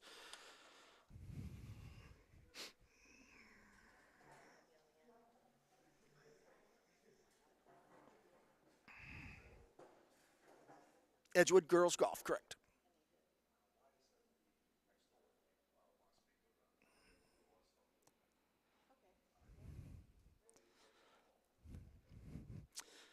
All right, so we've got the Edgewood Warriors girls golf team up next here at CVC Fall Sports Media Day. Coach Christina Fisher, correct? All right, I remember you. I can't get you in the camera there, but you might have to duck. But I'm going to start with you, Coach. Go ahead and introduce yourself and then introduce the girls that you brought with you. Let me see if I can't get you in my camera first. All right, go ahead. Oh, you got to grab a microphone. There you go. Yep. Is this good? That's on. I'm Christina Fisher. This is my 5th year as the Edgewood girls golf coach. The kids that I brought with me today, Emma Hartwood, Avery Bensel, Annie Johnston, and Zoe Noss. And just give us an elevator pitch. What can we expect out of your squad after winning the league last year, having the league MVP who has since graduated? So obviously you lose one of your big guns, but what do you expect out of your team this year? We set the bar high last year, and we expect to even push the bar up a little bit more because now that the kids that I have returning have some good experience with them. I have, 2 juniors that are sitting on the panel, 2 sophomores, so we're still young. They were also part of our reason why we were so successful last year. Obviously losing Casey, I don't want to say it hurts us because I tend to think what she gave to the program still kind of exists because she did push us last year. But I have utmost confidence in the kids that I have returning. So kind of the same thing. Obviously our goal, we start small. We want to take care of the league. We just want to play well every time we go out, and then hopefully have some postseason success as well. Were you out at Washington yesterday for the CVC event? We were. How did that go, seeing some of your younger kids get some experience? It's nice to see that with playing that kind of a thing. It was good because you could kind of try some things, maybe more relaxed. It's not um, like the pressure of going out and playing 18 holes. We might see some different things next year. A couple of the coaches and I were talking about maybe tweaking it a little bit. So those that can go out and play 18, we could send them and then have more of a skill set training type thing Right. for like the newer golfers. I think that would be splendid. I agree with that. So good. All right, Coach, we're going to pass that to your right and go ahead and introduce yourself, name, grade, and well, I was going to say position, but you're a golfer, so just name and grade for now. Hi, I'm Emma Hartwood, and I'm going into 11th grade. Emma, how much did you play last year? I played almost every varsity game. And what did you learn last year that helped you kind of set out on this new season with a little bit more confidence and skill? So, what I learned from last season going into this season was how much your mindset affects your game and how your mental focus has to be spot on to do well. What kind of improvement did you make from last year to this year? So I definitely see my short game getting a lot better, and then even some of my long game is doing a lot better with like driving and teeing off. Where are you the most confident? Probably with my irons. All right, mid-range, long range, chipping, a little bit of all of it. All right, what did you learn from Casey last year that, or the last couple years that can help you kind of prepare the same way she did? From Casey, I learned a lot about dedication, and if you really want to do your best, you gotta put all the effort you can into what you're doing. And what kind of goals do you have for your junior year? So I would like to see myself dip into the high to mid 40s this year. And where are you at now? What'd you open the season with? So I opened the season on Monday with 58. So you got some strokes to take off, and obviously the courses will change, and some will be a little easier than others, but you start to find that consistency, you'll be all right. I'm still looking for that consistency. I'll never find it because I don't have the right mindset for golf. I want to hit it long, and it never goes straight, and people are like, why don't you club down? I'm like, no. So I don't have the right mindset, but good for you that you do, and best of luck to you this year. And let's pass that, or Avery's got one in front of her. Avery, go ahead, introduce yourself, name and grade. I'm Avery Vensel, and I'm going into my junior year. Avery, same thing. Going from last year to this year, where do you think you've improved? Definitely my short game, just chipping and putting in the yard, going to the range and hitting balls. Does your dad play with you? Sometimes. Is he any good? He's getting there. Can you beat him? Yes. All right, that's good. Good. I like that. All right, so coming into a new year, obviously last year you guys had a lot of success, but you lose the league's MVP, and somebody has to fill that big hole. Do you see somebody stepping up, or is it just a group thing where everybody's kind of stepping up?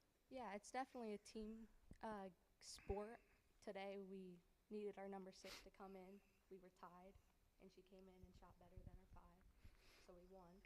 And that's a great coaching moment too, because you can tell your 5s and your 6s and your 7s and 8s and whoever, whenever it's their time when they're playing in a match, and a lot of times their score isn't going to count, but they can't ever just go in thinking that. They have to be ready and play their best too, because you never know when you're going to need it. Mm-hmm. So when you see a teammate like that step up, what did you guys say to her? It's awesome. She didn't want to tell us her score at first, but we were like, you might get us a dub, so we wanted to hear it, and we were all excited. How excited was she? She was excited, yeah. It's good. Good. What, looking at the course, what's your favorite part? What do you like to do most? I like short game. I like chipping up and trying to get it close. Easy putt for you, so you don't have to 3-putt every time. So. Oh, you're not supposed to 3-putt? No, you're not. Now you tell me. All right. So what are your goals for this year? I want to be high 30s, low 40s this year. And where are you at now?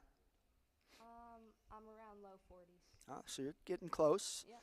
So it's just getting the confidence there, the mentality, and I don't suspect then that you have trouble picking clubs like I do. Like, you know, you club down when you should and Yeah. play smart. Yeah. See, I need to do that, but it's much more fun to, go look for your ball in the woods or roll your pants up and go into the water and get your ball. Much more fun. And then I'm cheap, so when I play, I want the most bang for my buck. I don't want like 72 strokes. No, I need 114. Maximize my dollars. So always works well that way. Who's a player on this year's team that's kind of surprised you so far by her improvement or just the way that she's come out and play so far? We just got 2 new girls, so definitely both of them. They just started playing. Name drop. Got to throw their names out there. McKenna Venzel and Gianna Iannetta. Another Venzel. Yeah. There's They're improving every time they go out. So there are a lot of Venzels out that way, and they're all pretty good athletes. Good. All right, let's pass that mic to your right. Go ahead and introduce yourself. Name and grade. I'm Annie Johnson. I'm going to be a sophomore. So, Amy, I know you played a lot last year as a freshman, had some pretty good rounds and some maybe you want back a little bit. But what did you learn your freshman year that's helping you so far as a sophomore? That if you have a good mindset, that you'll end up having a pretty decent score. But if you have a bad mindset, you're not going to do as good. That is true.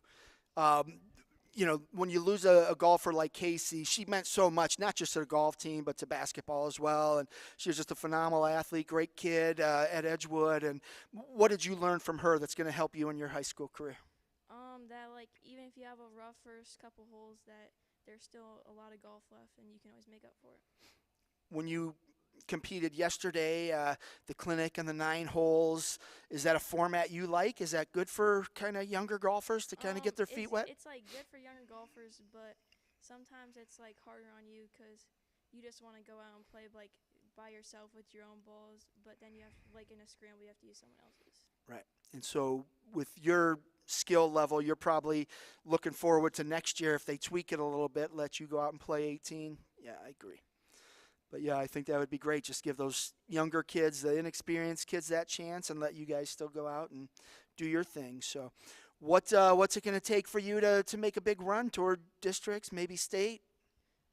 That if I just keep my score in, like, the low 40s, mid-40s, that we'll have a pretty good shot. State champ has come out of the D2 state champ has come out of the CVC the last 2 years. So hopefully we can make it 3. Who's it going to be? Can you do it?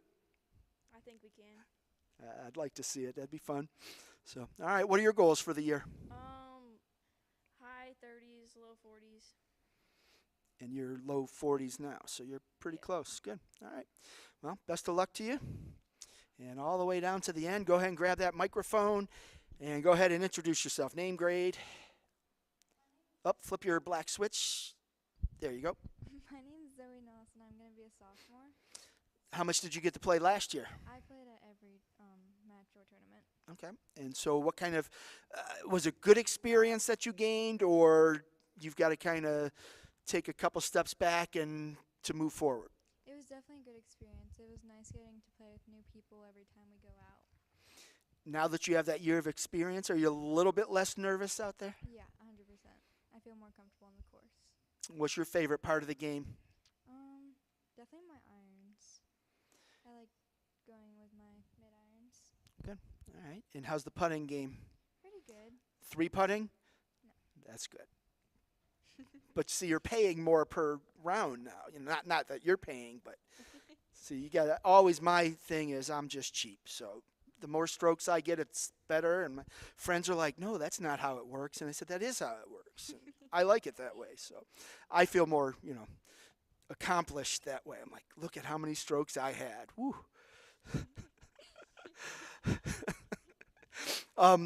Looking at this team, obviously the success you guys had last year, you lost a big key piece of that. But have you talked amongst yourselves that, hey, we can do this, we can get back, defend our conference title, and maybe do a little more? Yes, we were definitely nervous at first not having her score, but we've learned this season that we have new people, and their scores definitely come into handy for the rest of our matches and tournaments. And obviously the 4 here have some pretty good scores already. You need that 5th and 6th golfer to kind of trim theirs a little bit, just get you in there. But, the situation you guys already ran into, having that 6th scorer break a tie, that could light that fire under girls and kind of help. How do you kind of push that a little bit just to say, see, we needed you. Now get out there and play better and stay focused? And how can you help them to do that?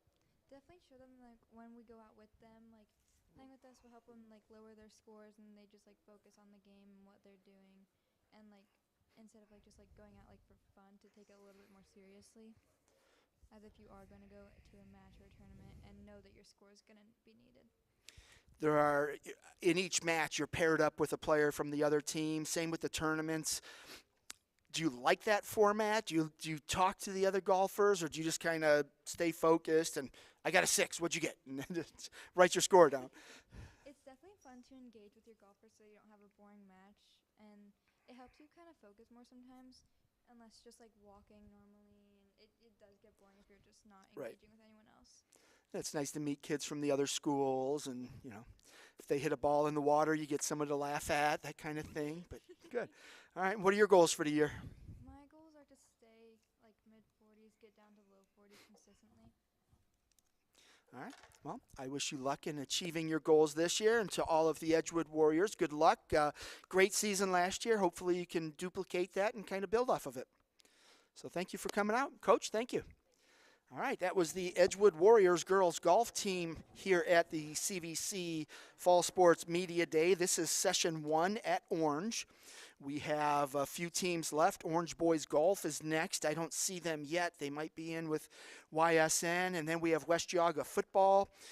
We had Grand Valley football, but they they couldn't make it today. So then we'll have Cardinal football, Jefferson and Hawken boys golf, Jefferson girls soccer, Orange girls soccer, and then Hawken football. We should finish this first session somewhere around 4 o'clock, and then the second session will start at 5 o'clock. And here come the Orange boys golfers now, so we'll give them a moment to hop onto their chairs here at the head table. Once again, all of our CVC TV, you can get in there, Coach, yep. Once again, all of our CVC TV broadcasts are presented by Ohio Center for Oral Facial and Implant Surgery. So up next, we've got the Orange Lions boys golf team. Coach, I'm going to start with you. Go ahead and grab that microphone and flip your black switch up. Introduce yourself, the guys you brought with you, and then just kind of give us your elevator pitch. What can we expect out of the Lions this year? Well, my name is Rick Clark. I've been the Orange golf coach for 22 years, and to the left of me is senior Gabe Niemer. Been on the team for 3 years. To the right of me is senior Max Eisenberg. He's a second-year player here on the varsity. We're returning both Gabe, Max, and a sophomore, Jaden Park. We have 3 new players, but this year I think the 3 new players bring a little added dimension to what we didn't have last year in terms of some depth. They're freshmen and sophomores, so they're young, but I think with the leadership of these 2 guys, we can be at least an interesting team. All right, now come back to you, Coach. After we talk to the guys, we'll start over to your left, and I believe that was Gabe, right? All right, Gabe, go ahead for the folks at home. Go ahead and introduce yourself, name and grade. Hey, so I'm Gabriel Niemer. I'm going to be a senior this year, and I've been in this golf program now for 3 years, JV first year, and I've been on varsity now. Test 2, and it's been great. I'm loving every second of it. Great game. When you look back at freshman year to right now as a senior, earlier in your senior year, how much improvement have you made? Oh my gosh, literally so much. I can't even put it into words. It's just all of it, like not just my game, but the whole mental side of it, and just my outlook on how to approach the game, how to approach the course, and how I'm feeling. A lot of the experience and growth really has come from playing on a team-oriented sport, and yeah, it's been great. Orange has always had a really good competitive, I don't know about always, but since I've been around, always competitive and some elite golfers. What's the ceiling for this year's team? Like what's the ceiling? Like what can you guys accomplish as a group? I mean, hopefully the ultimate goal is to get to states. That's like the top level. That's where we want to be. Right now, at the state of the team, there's definitely a chance. Probably last year we had Jack Stover. He was 2 years ago. yeah, so he got to states, and hopefully we could send either me or Max there this year, maybe even Jaden, who knows, and hopefully as a team even we could go, but we'll see. That's the goal. What's it going to take for either an individual or a team just to make that next step Yeah, and to get get to down the there? states, you got to be on top of your game. We have to play lights out. No easy mistakes. You got to make every putt. No wasted strokes. It's a tough challenge, but I definitely think there is a chance that we could get there. What's the strength of your game? Mine, I'd say probably my mentality. I could mess up a hole, but then I could recover later in the round. I don't think I've ever blown up like a huge amount. So I think my strength is being level-headed and being able to recover pretty easily. CVC's a pretty tough golf league, and you guys got washed out Monday, right, or Tuesday? Yeah. Monday, yeah. Right. And so you didn't get to kind of see that competition yet, but you know you're going to have to bring your A game for those dual matches and the CVC tournaments. Does that help you when you know you're going up and you're going to compete against such good players?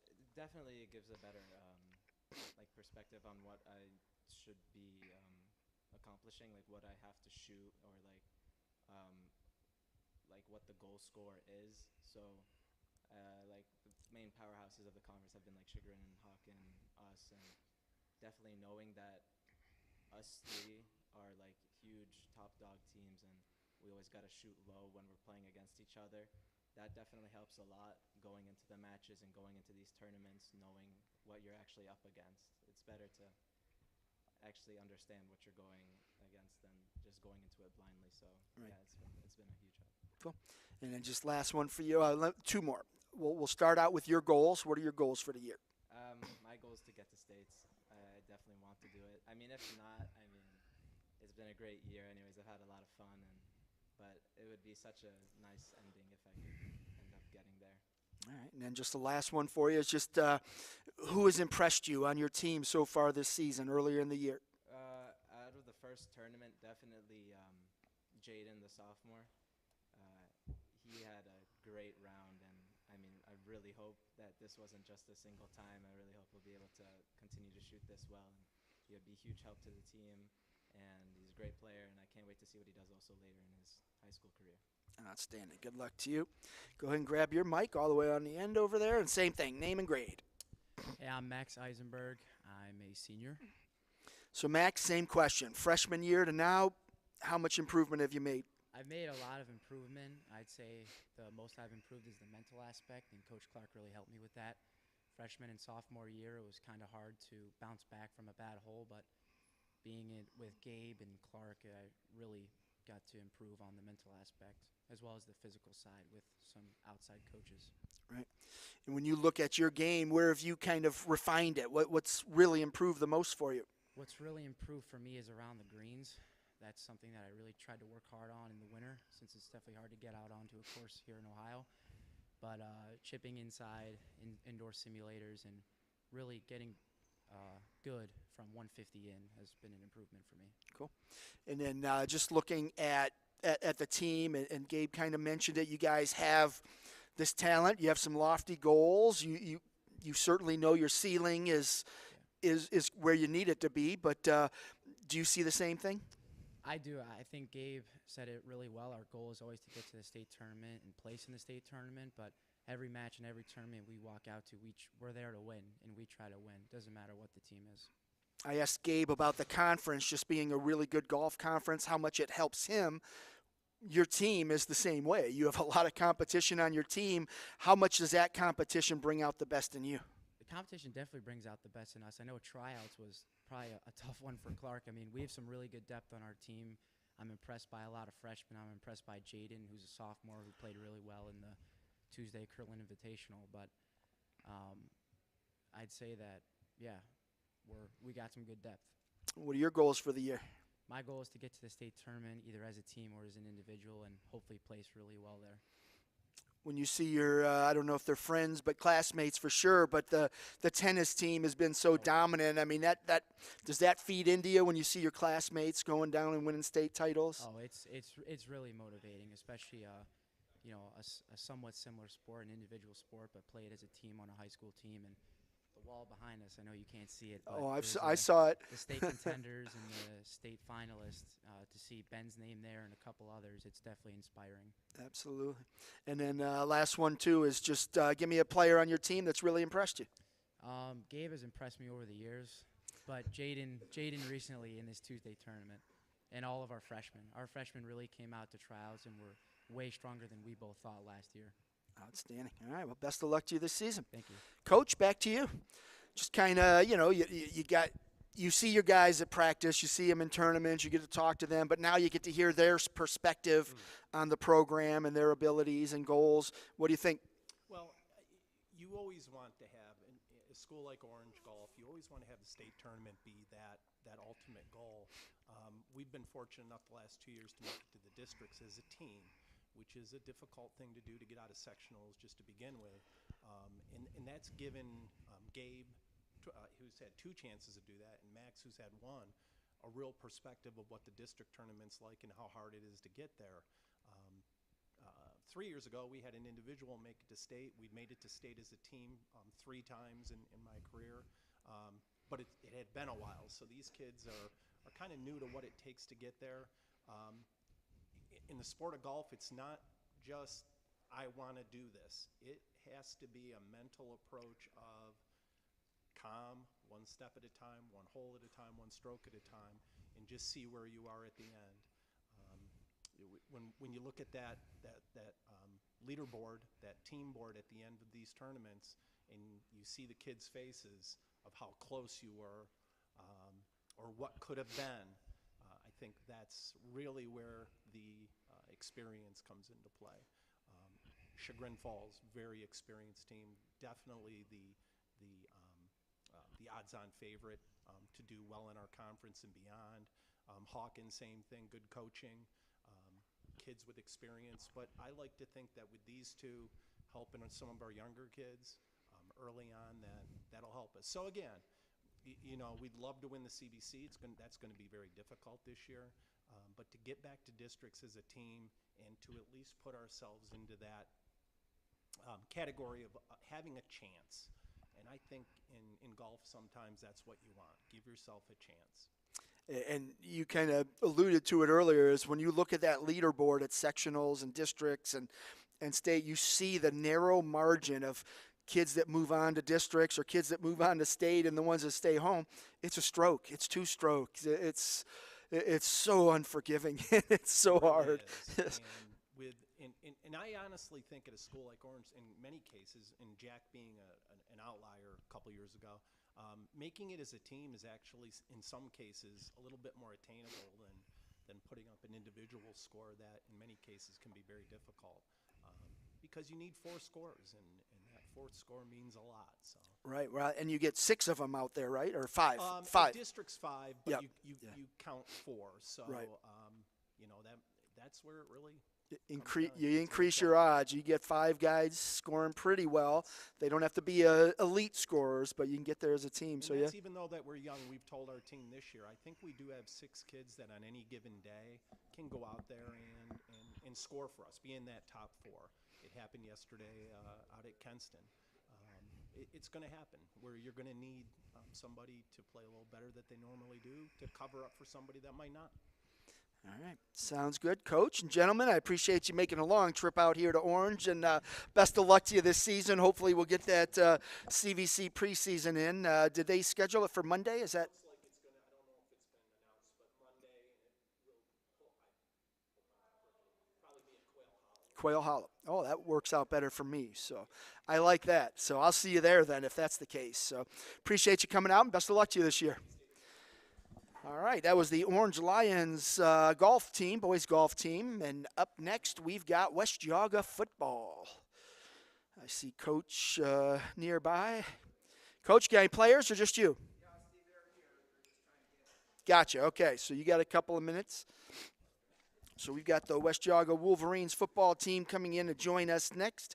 Give them a quick minute to get their guys here. They give me moment to do some housekeeping since, as I said, we had technical difficulties at the beginning and I had to switch my laptop, so I don't have my overlays on there. I don't have some of my videos, so I'll do that at the break. But we've got West Jaga coming up next, followed by Cardinal football, Jefferson boys golf, Hawken boys golf, Jefferson girls soccer, Orange girls soccer, and then Hawken football will close up our first session here at Orange.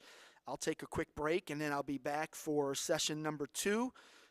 That'll start right about 5 o'clock. So let me take care of some business here as we get our sponsor logo up where it needs to be.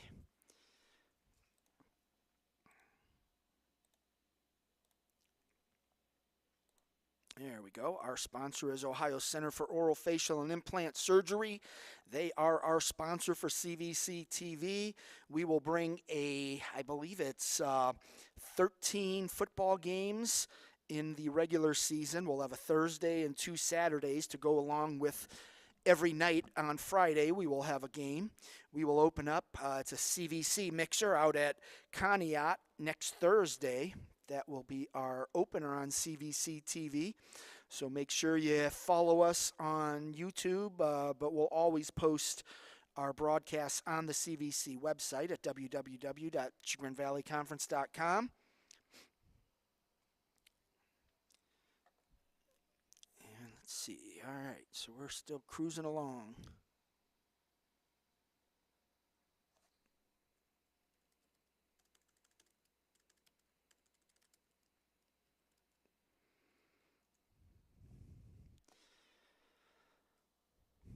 Got to see West Jaga out at a scrimmage on Saturday. They were out at Eastlake North, part of a 5-team scrimmage out there with Eastlake North, Kirtland, Ridgewood, which is down in the Columbus area, and Lake Catholic. Pretty fun day of football, or a fun morning of football. Got to see 5 teams mix it up against each other. I think everyone had their high points, a few low points each, but that's what a scrimmage is for, so you can correct those mistakes and get ready for when those games really count, which is coming up quickly.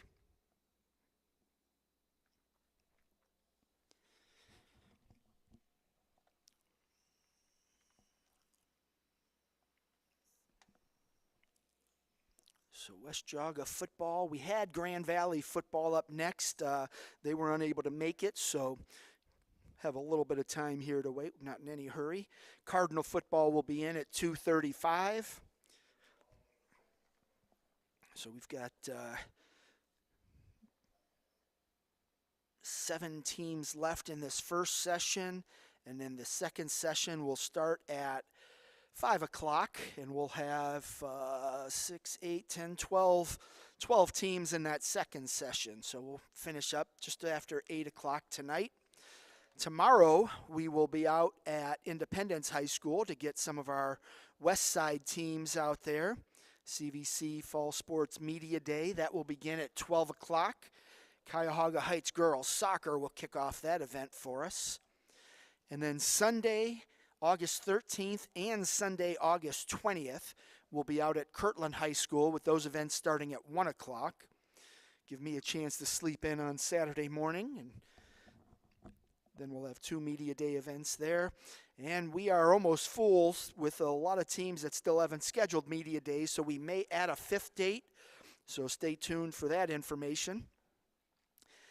Here's Coach Rosati taking his spot. Coach, we can get started while we wait for your guys. And okay.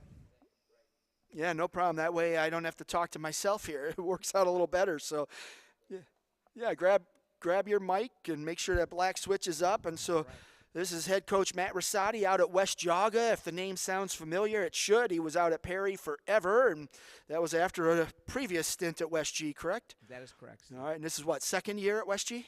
Back, yes. Back at West G, right. I was head coach at West Jaga for 11 years from 1996 to 2007. And I love your shirt. Go Army, beat Navy. Gotta love it. So good stuff there. But yeah, so obviously, Coach, second year with the program. What's different this year compared to last year? Well, a lot of things. A whole shift in our attitude as far as what we need to do in the weight room and in school, out of school. So we've had a lot of work to do, and the kids are very receptive, and we've made a lot of positive steps. And like I said, I saw you on Saturday at the scrimmage. Like I said, you had some good moments, some ones you want to clean up. But what was your takeaway? Yeah, pretty much the same thing. We did some good things. Defensively, we did some really good things. And offensively, at times we played well, and at times we didn't. Same thing on the defensive side of the ball. So we played a lot of kids, and we're trying to get a good of a look as many as we possibly can. But we were physical, and we proved that we could hit with those guys, and we're not that far off. Offensively, what are you trying to do this year? Well, we have a very talented quarterback. He's a sophomore. Finn Keenan is his name. And we have some pretty good receivers and a good offensive line. So we're going to try to spread the ball around, and definitely throwing the football is going to be our strong suit. It's a little bit of a change for you. You used to like to run the ball a lot. Yeah, it all depends. You got to adapt. On what you have and what you don't have. So this is a good group to throw the football with. Defensively, looked like you were pretty aggressive, guys flying around to the football. And I know one of the things is coaches were getting on the guys, hey, help them up, get to the ball, that kind of thing. Just, again, developing that culture and that attitude. And are you seeing guys buy in? Oh, definitely. And we still have a lot of young guys. We're probably, I would not doubt, for example, in one of our scrimmages on Saturday, 9 of our 11 players on the field defensively were sophomores. So we still have a lot of growing to do, but their attitudes are great, and they want to work, and they want to be good. And trust me, in a couple of years, they're really, really going to be a very talented group. And, in football in particular, when you have a lot of underclassmen, it's almost playing two different levels, because if you're playing a team that has a lot of juniors and seniors, the physical maturity between a freshman and a senior can be pretty substantial. And basketball, baseball, you don't notice it quite as much, but in football you definitely do. How do you kind of compensate for that, where you do have a lot of young kids that their football IQ isn't as high as it's going to be in a couple years, and their physical attributes are going to change, but how do you work with it when they're young? You don't. If they're going to play with the big boys, this is how the big boys play. So it's a self-learning curve that you have to figure it out. This is how the game is played, and if you want to play at this level, these are the things that you're going to have to do in order to get there. So there is no easing them into anything.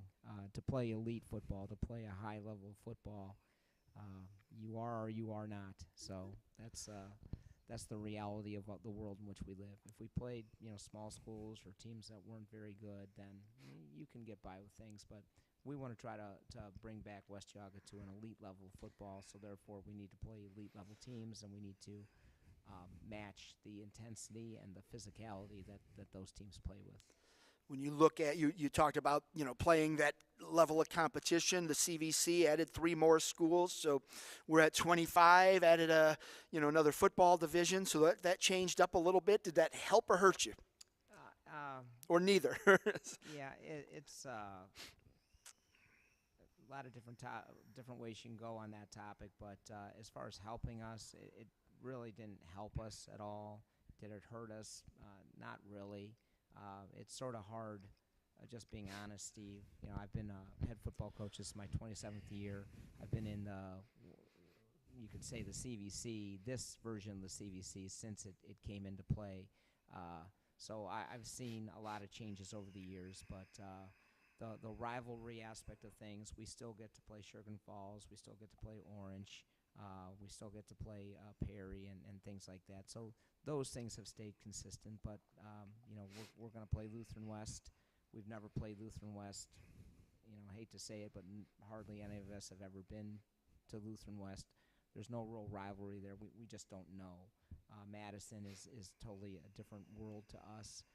And that's part of the new CVC, but it is what it is, and we'll play who's on our schedule and do the best that we can. So yeah, I think that's all you can do. Just say, hey, there's our schedule. Let's go out, line them up, and play them. But do the kids, adding Madison, I have to imagine, some of those guys know each other, and just because they're local. But your rivalries like Chagrin and Perry, of course, they feed off of that stuff. But when you start to add, some new teams in, it kind of freshens things up a little bit. It doesn't get quite as stale. And Well, it's being stale, if you will. It may not be a bad thing. You're right. No, and if we're going to talk about rivalries and things like that, playing the same teams year in and year out and developing those rivalries in different sports. Yep. I can honestly tell you, not one of our kids knows anybody from Madison. It's Yeah. just reality. Not Right. one of our kids could pick out a kid from Lutheran West. We don't know those guys at all. We've Right. never played them. We have no history with them. But like you said, Steve, hey, they're on our schedule. We're going to come out and play. If they say they're in our conference, then it's a conference game. But it would take time in order to develop the rivalries that we used to have back in the day. Right. So I go back to the early 1990s, late 1980s, early 1990s when the CVC you had rivalries. Aurora, Kenston. You had Kenston, Twinsburg, Solon, Yep. Chagrin Falls, Wycliffe. Many of the schools are still in the CVC, but the size of the schools are different. But the rivalries ran deep in every sport that you played. It was not. There was no question. Everybody knew each other, and it was a very, very intense time period. And it was very, very good football. It was very good in every sport. It was an elite conference. And hopefully, hopefully we can still be considered an elite conference. But like I said, there's a lot of teams now and a lot of different directions in which the conference is going in. So When you look at Jaga, that little Jaga Lake County triangle area there, you've got Kirtland, you've got Chardon. Lake Catholic's won a bunch of state titles. Mentor's been there. I don't think they've won one yet, and that's all within 5-6 miles of your school. And do you use that to tell the kids that, hey, they can do it? They're not special. They live right up the road. Do you use that as inspiration? no, definitely, it's just the reality of the situation. It's their water's not any different than ours. So what is it? It's about a culture that you develop, and it's about a work ethic that you develop, and it's about habits. It's about people. It's about the guys that are going to coach and teach these guys. There has to be consistency, and it's the only way, and we did it. We had an awful lot of success in the late 90s and early 2000s at West Jaga High School, playing elite schools and winning championships. We've done it before, and it's that consistency that we're trying to bring back, that there's a certain way we do things, and when that's ingrained, you'll see West Jaga will win again. Well, it must be something in the water along 306 because you go from Kenston, Chardon isn't too far from there, but yeah, hopefully it trickles into Chesterland and whatever works. But offensively, defensively, what are you trying to do this year? I mean, we talked a little bit about the offense. You got a good young quarterback that can throw, but formation-wise on offense, defense, anything special? Offensively, we're going to be pretty open. We're going to be more of an NFL style type of football team, if you will. And in some respects, we do have some really good backs, and but predominantly we're going to look to throw the football. But we do have a nice size offensive line. We'll see how they come together and gel. Defensively, we're fast. We're young, especially in the secondary. We're playing young guys. But up front is going to be our strength defensively. We have some guys with some experience, and they're pretty physical, and hopefully we can have the two units gel together and form obviously form a team that can compete. Those elite defensive linemen are difference makers. You look at Alabama and Ohio State, and any college team that's going to win a national title has elite defensive linemen. I think the same goes for every level of football. And so when you've got that, you're a little ahead of the game, and you start to win those battles up front where you start to talk about cliches. Football, it's won up front, but it's true, and that's why it's a cliche. And so having good defensive linemen that can wreak havoc in the backfield, that's important. No question about it. And we have a phrase that we use, and you can't fake physical. You can fake all kinds of different schemes and things like that, and you can try to hide things, but the one thing teams can't hide is how physical they're going to be. So you can't fake being physical, and up front, we think we have a pretty physical group, and we just need more of them. So we need 11 really physical guys, and they're on their way. It's coming, but like you said, we do have some good quality young kids. Are they ready for what they're about to endure? Maybe not, but they will be. And when that light clicks on, when they do get to that point, we should be ready. There certainly are a lot of positives and negatives to playing young kids, and obviously the positive is when they're seniors and juniors, they're going to have a lot of football under their belts, and they'll know what it takes to compete and prepare and train and do all those things. And that's part of Kirtland's success is when they started winning state titles, their JVs were playing the second half of 8 to 10 football games a year. So when it was their time to start on varsity, they weren't first-year players. They had a lot of football under their belts, and so it pays off. You might not like it when it's happening, but when you're forced into that situation. But hopefully those kids can get up to speed quickly, and you coach them up, and they play hard, and see, that's all you can do at that point. That's all you can ask for. When you look at, here they come. When you look at, that's Cardinal coming in. When you look at your team this year, who are some of the guys that are going to be consistent, they're going to come out and perform, and people are going to hear a lot about? Well, I mentioned our quarterback, Finn Keenan, and Finn's a sophomore, and he's a very talented young man. He's going to be throwing the ball to some pretty skilled guys. Andrew Marino, who's going to join us here any second, if he can get out of traffic. Is that Joe's kid? It is. Okay. It is Coach Marino, Joe Marino, that has been at West Yaga for almost 30 years. So, yes, his son, Andrew, plays wide receiver for us, and he's a talented young man. Also with him, and here he is right now. Jump in, gentlemen. Next to Andrew walking in here, we have Eli Milnar, and Eli's a senior, and Eli is playing next to his brother, younger brother, Maverick, who's a sophomore, and again, another very talented young man. So on the defensive side, we have Nico Kless and Sean Leonard. They're cousins, but they're returning starters for us, along with a junior named Paul Flowers, very talented young man, and Carson Wiseman. So we have some talented kids, and they're excited to get started. Sounds good. Andrew, I'm going to start with you all the way down there, or you're in the middle. All right, so Andrew, we'll start with you. Go ahead and introduce yourself, name, grade, and what positions you play. Hi, I'm Andrew Marino. I'm a senior at West Yaga, and I play slot receiver for us. I don't know why I thought Andrew was the bigger one, just knowing your dad, but I assumed that, the big guy was going to be Joe's son, but you're a little guy, so all right. So coming into a new season, how exciting is it? I mean, the feeling's like no other. We've been playing football, some of us together, for 10-plus years, and to know it's all coming down to this is it's a little sad, but it's exhilarating at the same time. Absolutely.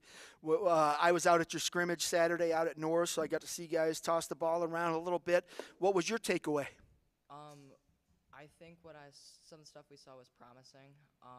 I think we never gave up. We played to the whistle almost every play. We did a lot of the little things right, but definitely some things to work on. So I think it went decently well. Decently well is good for a scrimmage. Now, if it's only decently well the next scrimmage, you might have a problem. It's supposed to be a little better. Good. What do you see as your team's strengths? I think we are just all around pretty good at each position. I don't see a lot of holes in our starting roster or anything like that. I think we're deep also. So, I think we're able to run the ball, pass the ball. It's every day we are getting after it at practice. So I think iron sharpens iron, and we are going to continue to keep going at it. So, second year under Coach Rosati, how much did it help just to kind of know that, all right, last year we learned a lot. This year we just have to fine-tune things? Yeah, it was really nice to come in and have someone who really understands where you're coming from. His son is a lot like me, and he coached Anthony at Perry, but I think with that I was able to really step in and fill a role that he had already had before. So I think it's really going to help the whole team get back into a flow, back-to-back coaching years. What are you looking at as your goals this year, individual and as a team? Individual, I think I want to have the best season I've ever had, obviously. I want to catch right around 50 passes for hopefully 800 yards and more than 5 touchdowns. But at the end of the day, that doesn't matter because I just want the team to be successful. Good. Give me an offensive player and a defensive player that you see as having a breakout year this year. Absolutely, offensive player is Finn Keenan, our sophomore quarterback.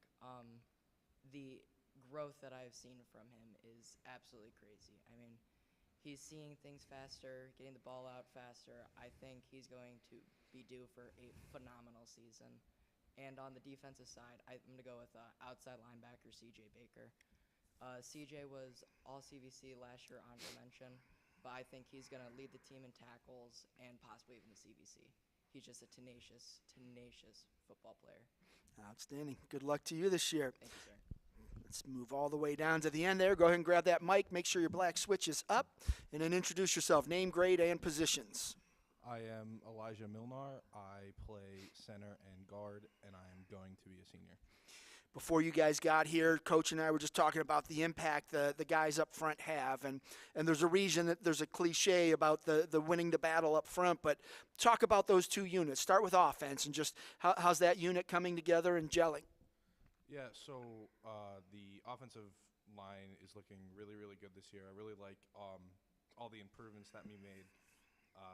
We have some really, really solid younger guys stepping up for us.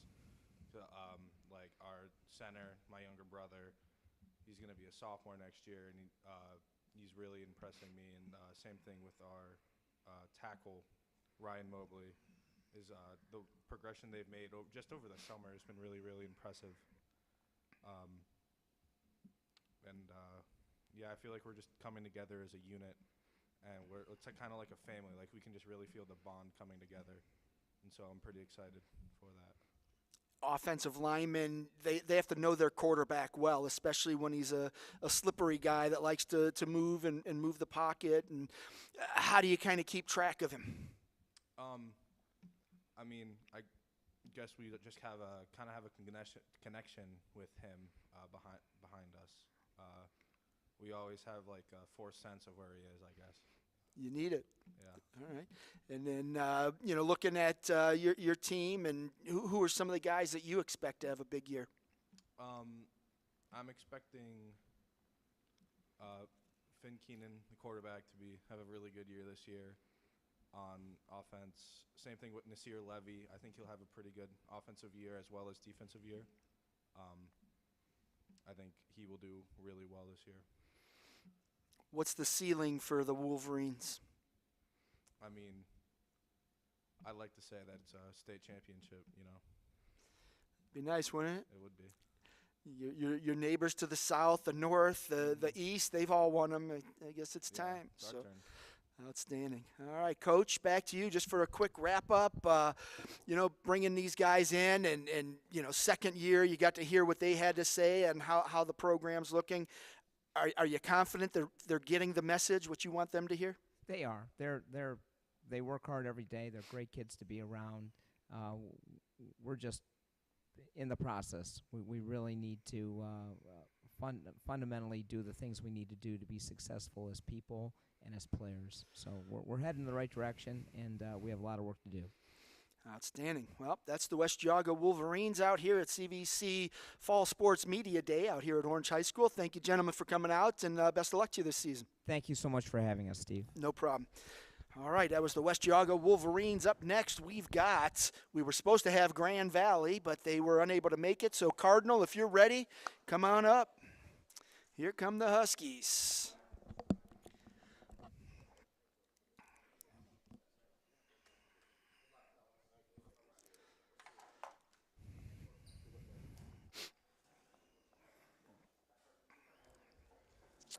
All right, the Cardinal Huskies up next here at CVC Fall Sports Media Day.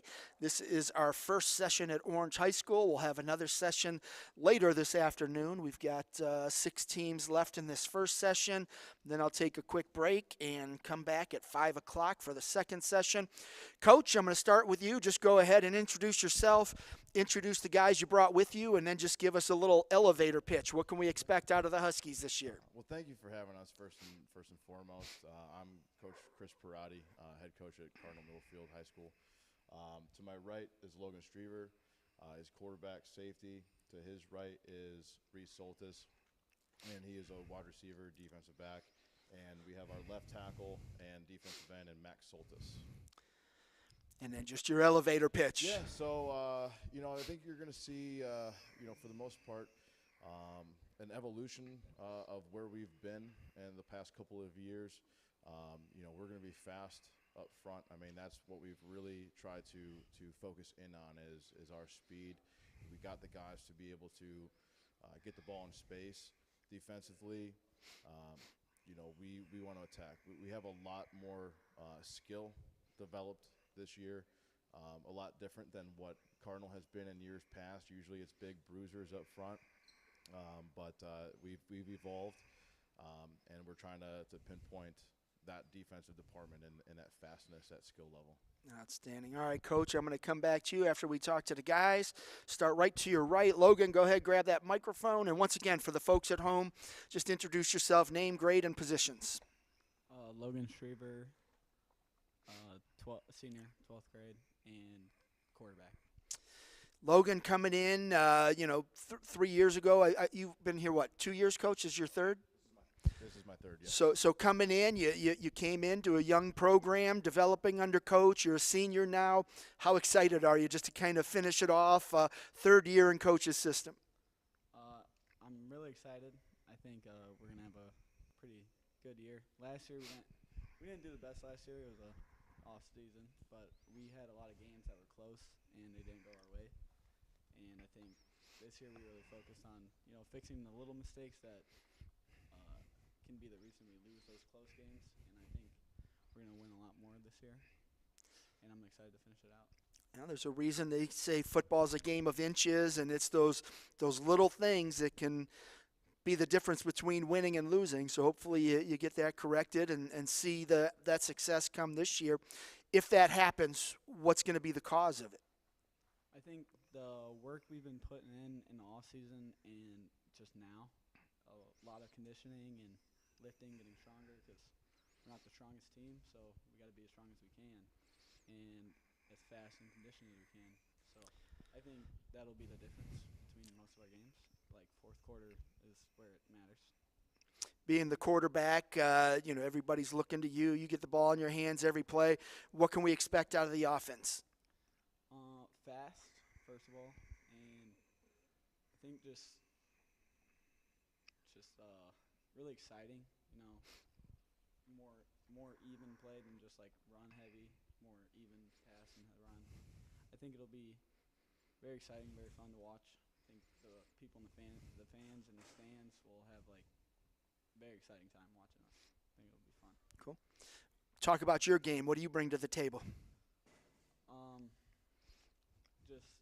I think a leadership role for a lot of the younger players and just like helping us get there and keeping their spirits up. It gets hard at times, and you just gotta stick with it. And I think controlling the offense, like commanding them, is one of the most important things I focus on for helping out our team. All right, and then just lastly, offensively and defensively, without mentioning anyone at the table, just give me a breakout player on both sides of the ball, somebody you think is going to have a big year.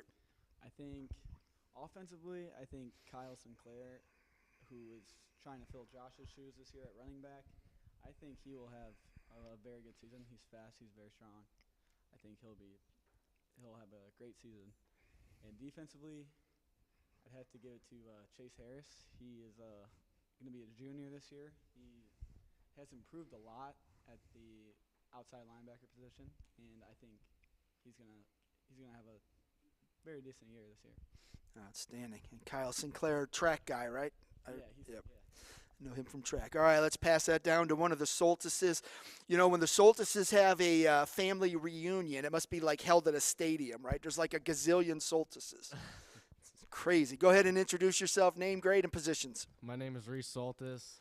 I'm a junior, and I'm a wide receiver / safety. Now, which Soltis clan are you from? Who's your dad? Chris Soltis. He went to Berkshire. Oh, he was the Berkshire guys. He was the black sheep. Yep. So there are a lot of Soltises out that way, and good. All right. So just how excited are you? Kind of entering a new season. Again, Coach's third year. It's time to say, hey, we're not in a new system anymore. Let's put that plan into action. How excited are you? I'm pretty excited.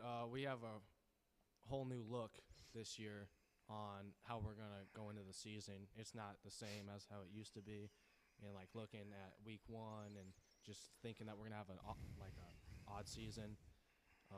But this year, I think we all think we have it in us, so we're all excited. What led to that mind change or that just developing that confidence? Seeing film on us, realizing what we have and what we got, like what talent we have. So yeah. One of the things covering Cardinals, it's been a few years now, but covered them for many years, and it's just they had plenty of talent. They just weren't able to put it all together every Friday night and play consistently. How can you guys change that and make that happen? Practicing harder, getting in the weight room, more reps. That's where it all comes down to. Conditioning, more reps. Talked a lot about the offense with Logan, but just defensively, what do you guys bring? And we have guys that are going to be out there finding the football, so we'll be a lot faster. The expansion of the CVC, we added 3 more schools, so that changed up the divisions a little bit. Kirtland's back down in the valley, so it gives you that big dog to go after. Is that something that you thrive on? Is that something that helps when you have like, oh, hey, there's that team we really want to not only compete with but beat and win? Right, yeah. Kirtland coming back down, it's definitely a big thing. It's like, this is Kirtland. This isn't going to be a big game, but we'll be focused on that when the time comes. So we're looking forward to it, though. And I always know about that Berkshire game. You guys don't need any help to get up for that one. How's that rivalry in your neighborhood? I mean, you're every year it changes a little bit. Back when I was in school, Berkshire and Cardinal, we weren't friends with people at Cardinal. But now you guys are like buddies and stuff. I don't get it, Coach. You know that, right? Yeah, it's definitely a strange aspect because there are some friendships there, but when the week comes down to it, you can kind of start hearing some of the chirping from some of the boys and some of the back and forth, especially once the season kind of begins. Right. That friendship kind of goes away a little bit. Yeah, for 1 week at least. Yeah. It's just, I can't talk to you right now, bro. See me on Saturday, and maybe hopefully they need a little more time to get over it than you do, right? But. All right, give me some breakout players. Who you think's gonna have a big year for the Huskies? Offensively, probably got to go with Aiden Gallagher. He's been putting in a lot of work in this offseason, and he's been looking really good. So you got him from soccer, or is he playing both? He used to play soccer when he was younger. Yeah, okay. But, yeah. I know his dad, so okay. All right, and what are your goals for the year? Stay healthy, have a winning season, and get out there with my boys again. Sounds good. All right, let's pass that mic down to the right. The other Soltis in the house. Go ahead and introduce yourself. Name, grade, and positions. Max Saltis. Is your mic on? Flip that switch up. There you go. Max Saltis, junior, and left tackle and DN.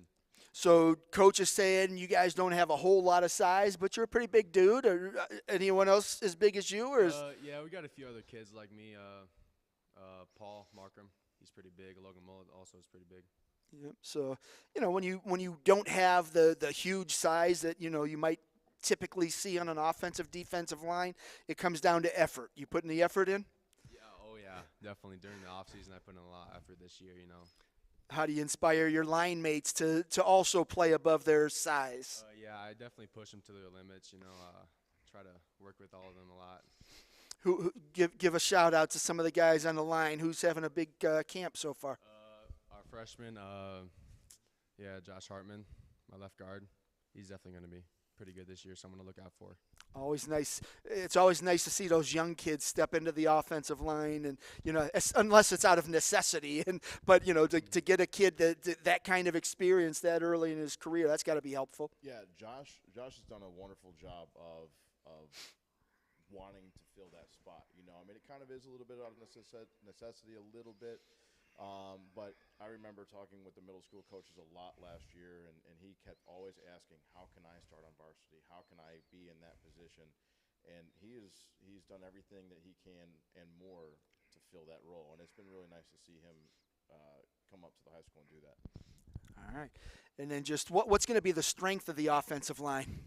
It's definitely going to be our speed this year. We don't have the, like Karate said, big bruisers anymore. Not many big bruisers, so definitely our speed.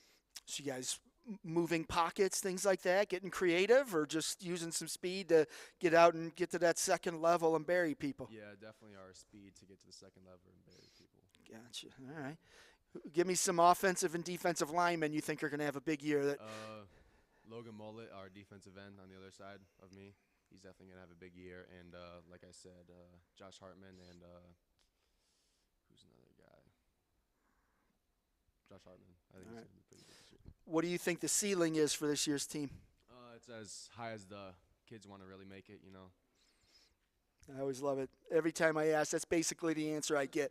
I don't think I expect anything different, but you never know. These are high school kids, but yeah, that's good. So yeah, that's the one thing that everyone has to recognize is there's nothing special in the water in Kirtland or Chardon or Kenston or Lake Catholic or anything there. You know, it's effort and culture and doing those things. It can happen. So when you see those local teams winning state titles or going out and competing for state titles, and anyone can answer this, what does that mean for you? I mean, it's hard to when your school hasn't been there, it's hard to realize that, you know what, we can get there. But then when you start to see kids that you know, kids from other communities, you know, nearby, does that help? Yeah, it definitely gives us a lot of, I guess, hope for us in our season ahead. So yeah. Yeah, it kind of just like it shows that it's possible. It's really just it is just the effort you put in. If it's possible for anyone, no matter how big, how small your team is, if you put in the work and you put in the effort, you can go to state. You can beat some very good teams. Yeah, basically what Logan just said. It's all the effort that you put in. You know, Chardon, Kenston, they're all big schools. They're D3 schools, I think. Let's see. I think Kenston's 2. Yep. Kenston go up to 2. Yeah. Yep. Yeah, and then Kirtland too. They're big. See, that they're just a powerhouse team, so that's why they're going to state every year. They're in the weight room all off season. So yeah. All right, Coach, back to you. Just, you know, you get to see your guys in practice. You get to see them in scrimmage. You watch film, but now you get to hear them share their perspective of how they see the team going this year. What do you think? Yeah, I mean, I think they hit a lot of those points. You know, the guys that they expect to have really great seasons, all true. You know, and we've got some really good other good guys that haven't been mentioned. You know, Hunter Gresh, he's going into his junior year. He's done a really good job on the line. He's kind of struggled a little bit in years past with some injuries and everything, but fully expect him to put in that work on the O-line at linebacker. We got guys like Neil Lucarello, who came off an injury a couple of years ago. So last year it kind of took him a little while to kind of get back into the swing of things. But you know, we fully understand like a kid like Neil, like side to side, you know, sideline to sideline. He's all over the field at linebacker. You know, he's done a really good job of kind of maintaining and coming back off of injury. You know, so the expectation is high. You know, we've got a great Week 1 matchup against Garrettsville, who's a very good football team. They're going to be tough. They're going to be physical. That's another team that when you're looking at the Kirtlands of the world, the Chardons of the world, that you know, they've been perennial powerhouses and made the playoffs and have gone deep in the playoffs, you know, for a long time. That's going to set the tone for the season. You know, how we do against that team, you know, is going to say a lot about who we are and what we do for the rest of the season. Looking at what these guys said, some of the breakout players that they see, do you see the same thing? Or I mean, are you confident that they're on the right track, saying, hey, yeah, these guys are looking good? Yeah, absolutely. You know, we actually scrimmaged Orange on Thursday. We saw some really great stuff from guys like Chase Harris, who, you know, had never really seen a lot of varsity playing time in years past, especially at linebacker.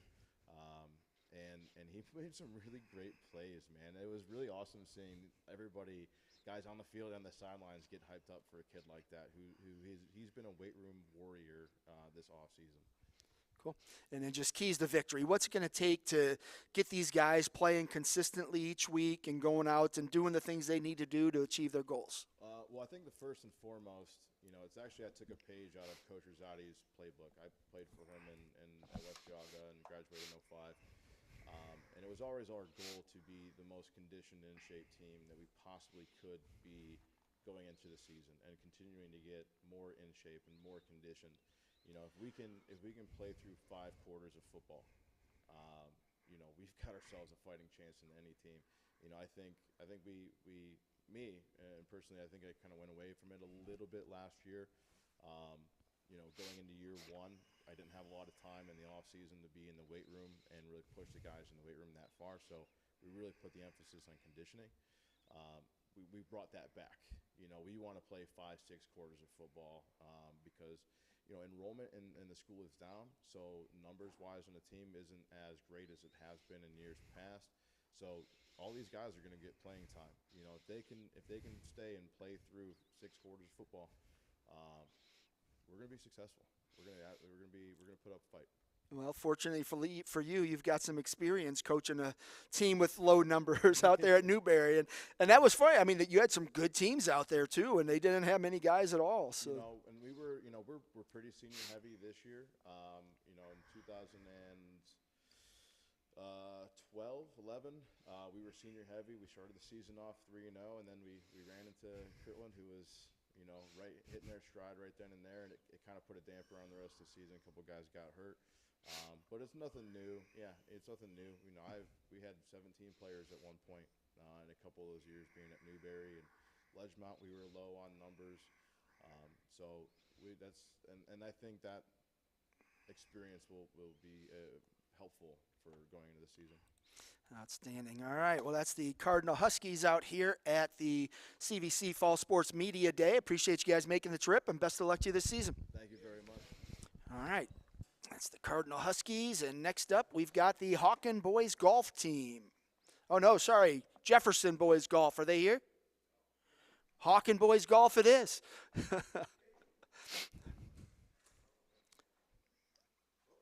Is that Jefferson? Oh, that's Jefferson. Hawken, you're on deck. All right, Jefferson, jump on in. I didn't even see you guys come in. Did you come in that door or that door? That's why I must have been shielded there. All right, so the Jefferson Falcons, new to the CVC. Coach, I'm going to start out with you. Go ahead and grab a microphone and make sure that black switch is up. Go ahead and introduce yourself and then the guys that you brought with you, and give us your elevator pitch. What can we expect out of the Falcons this year? My name is Scott Barber. I'm the varsity golf coach at Jefferson High School. To my left, I have my 3 seniors. I have Giovanni Matacola, Kyle Detweiler, and Sam Brown. And on to the elevator pitch. How's the squad looking so far? We're a little inexperienced this year, but we're improving, working hard, and trying to improve our scores daily. Coming into a new conference, I guess that makes sense that you have a little bit of a younger team and then let them get their feet wet. How's things gone so far? You guys, you got your preseason tournament in on Monday, right? We had our CVC preseason on Monday in the rain. It was a little rough getting out there, but they weathered through it, I guess, best way to say it. And nice pun. Got through all 18 holes, and then we had a Bronco Invitational from Geneva at Madison Country Club yesterday. A much better day and much better scores. Outstanding. All right, and Coach, I'll come back to you after I talk to the guys, but pass that to your left, and we will get busy there. Go ahead and just introduce yourself for the folks at home, name and grade. I'm Giovanni Matacola. I'm in 12th grade. I'm a senior this year. So coming into a new season, it's your last one. What are you feeling? Are you excited, anxious, nervous? I'm pretty excited. I mean, the teams around us are all good, but they're more of they're around the area. So we kind of expect to know what's going to happen. But the best we can do is just put our work in and the time and do our best when we go out. Coming into a new conference, you get to see a whole bunch of new players, new teams. What's that been like so far? You had the preseason tournament on Monday. It's been pretty good. It's definitely going to be a tough year for us, but as long as we put the effort, the time, and the work in, we should be just fine. What's going to be the key to success for you individually and for your team? For me individually, is just focus on my form and how well I want to hit the ball, and not taking so much as wrist shots, but keep it to where I know I can play my best. What's the strength of your game? Strength of my game, I would have to say just as how far I can hit the ball, but It all depends on if it goes straight or not. I hit it a long way, but it's usually over there. And then I count the roll and the bounce and, jiggling off trees. So, yeah, mine goes a long way. But so coming into this year, what were your expectations, and are you on track after a couple of tournaments? My expectations were to be able to shoot mid-90s, if not below. And as of right now, I haven't fulfilled those expectations. So I'm just trying to do my best, put the work in, and be able to shoot that before the end of the year. Well, there's a lot of golf left, but it goes quick. So do your thing. But without naming the guys at the table, since we're going to talk to them, who are some of the other guys on the team that have gotten off to a good start? We got our four-man right now. We have Joey Lambert. It's his first year, and surprisingly, for his first two tournaments, he's done very well. All right. And what are your goals for your senior year?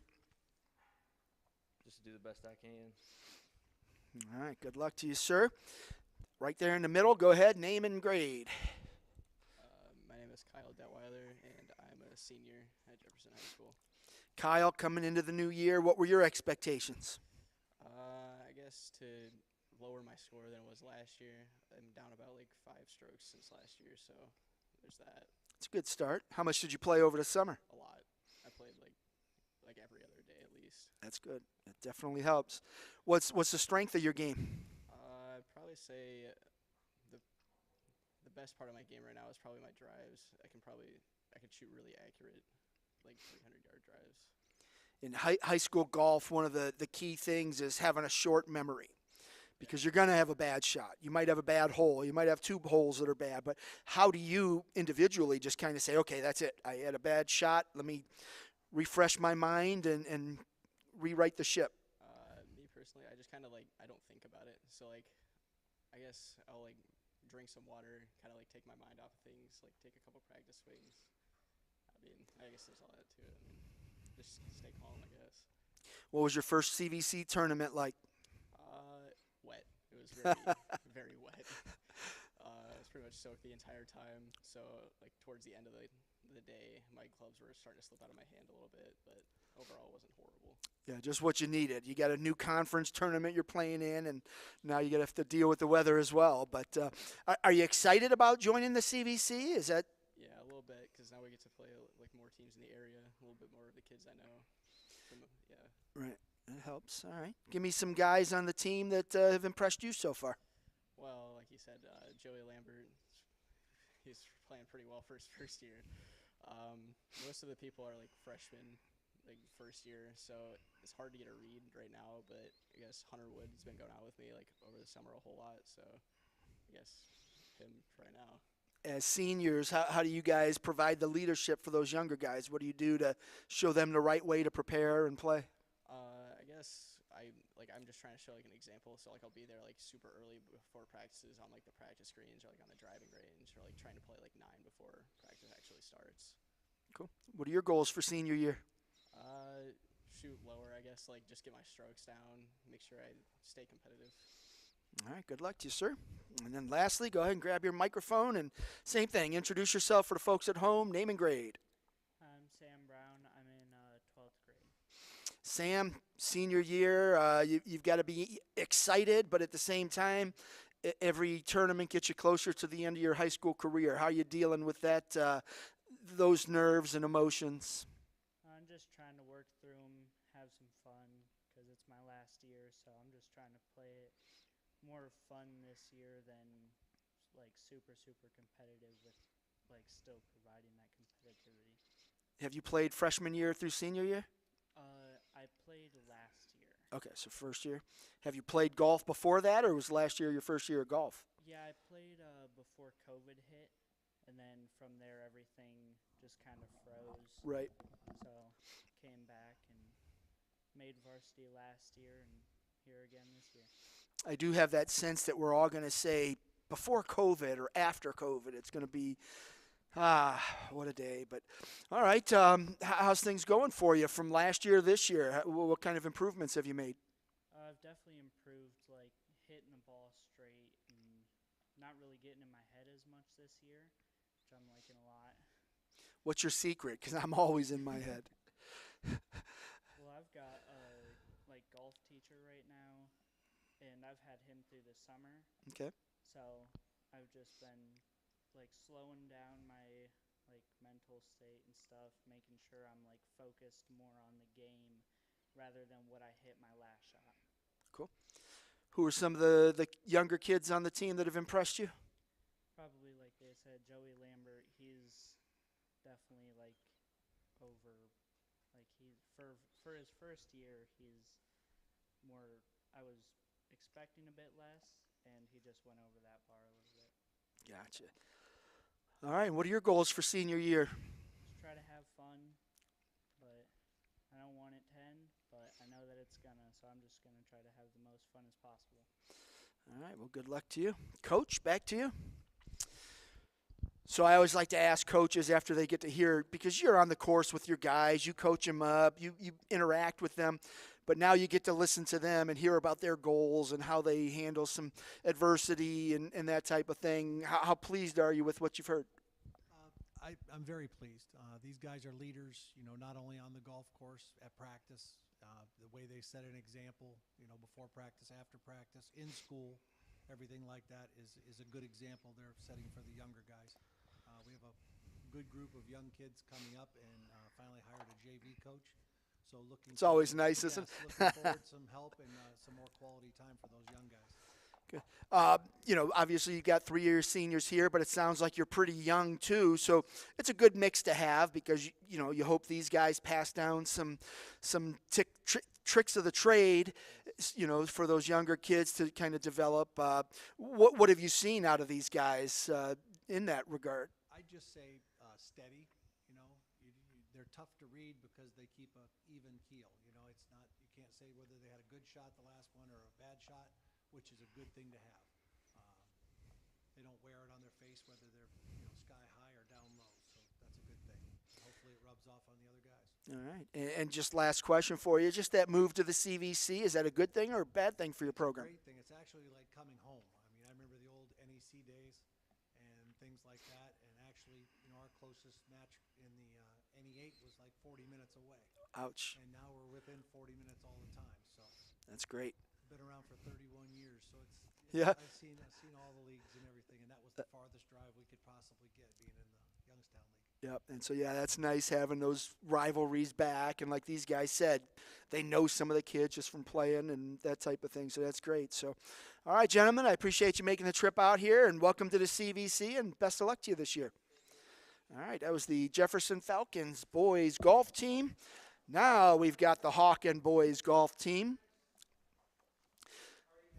They will be followed up by the Jefferson girls soccer team, Orange girls soccer, and then Hawken football. So nearing the end of our first session here at Orange High School. We'll have a second session beginning at 5 o'clock, something about me having to take a break to eat since I've been here all day. So that's what our break is for, between 4 o'clock and 5 o'clock. I'll be able to eat a granola bar or something and get ready for the second session. So, Bert, welcome. I'm going to start with you with the Hawken boys golf team. Go ahead and introduce yourself for the folks at home.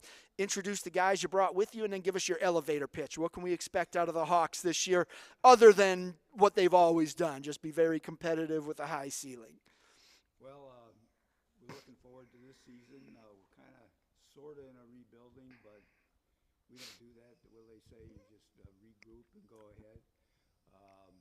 We already have played in 2 invitationals, played at Sugar Bush on Tuesday, and came in 3rd out of 16 teams. We just got through playing at the Badger Invitational, and we won that. There's only 7 teams there, but the kids are off to a good start. I brought with me Jack Zide, who is our senior captain, and Breck DePaul, who is our junior, 3rd-year player. All right, now come back to you, Coach, after I talk to the guys, but let's start over there. Jack, grab your mic, make sure the black switch is up, and then just for the folks at home, go ahead and introduce yourself, name and grade. I'm Jack Zide. I'm a senior.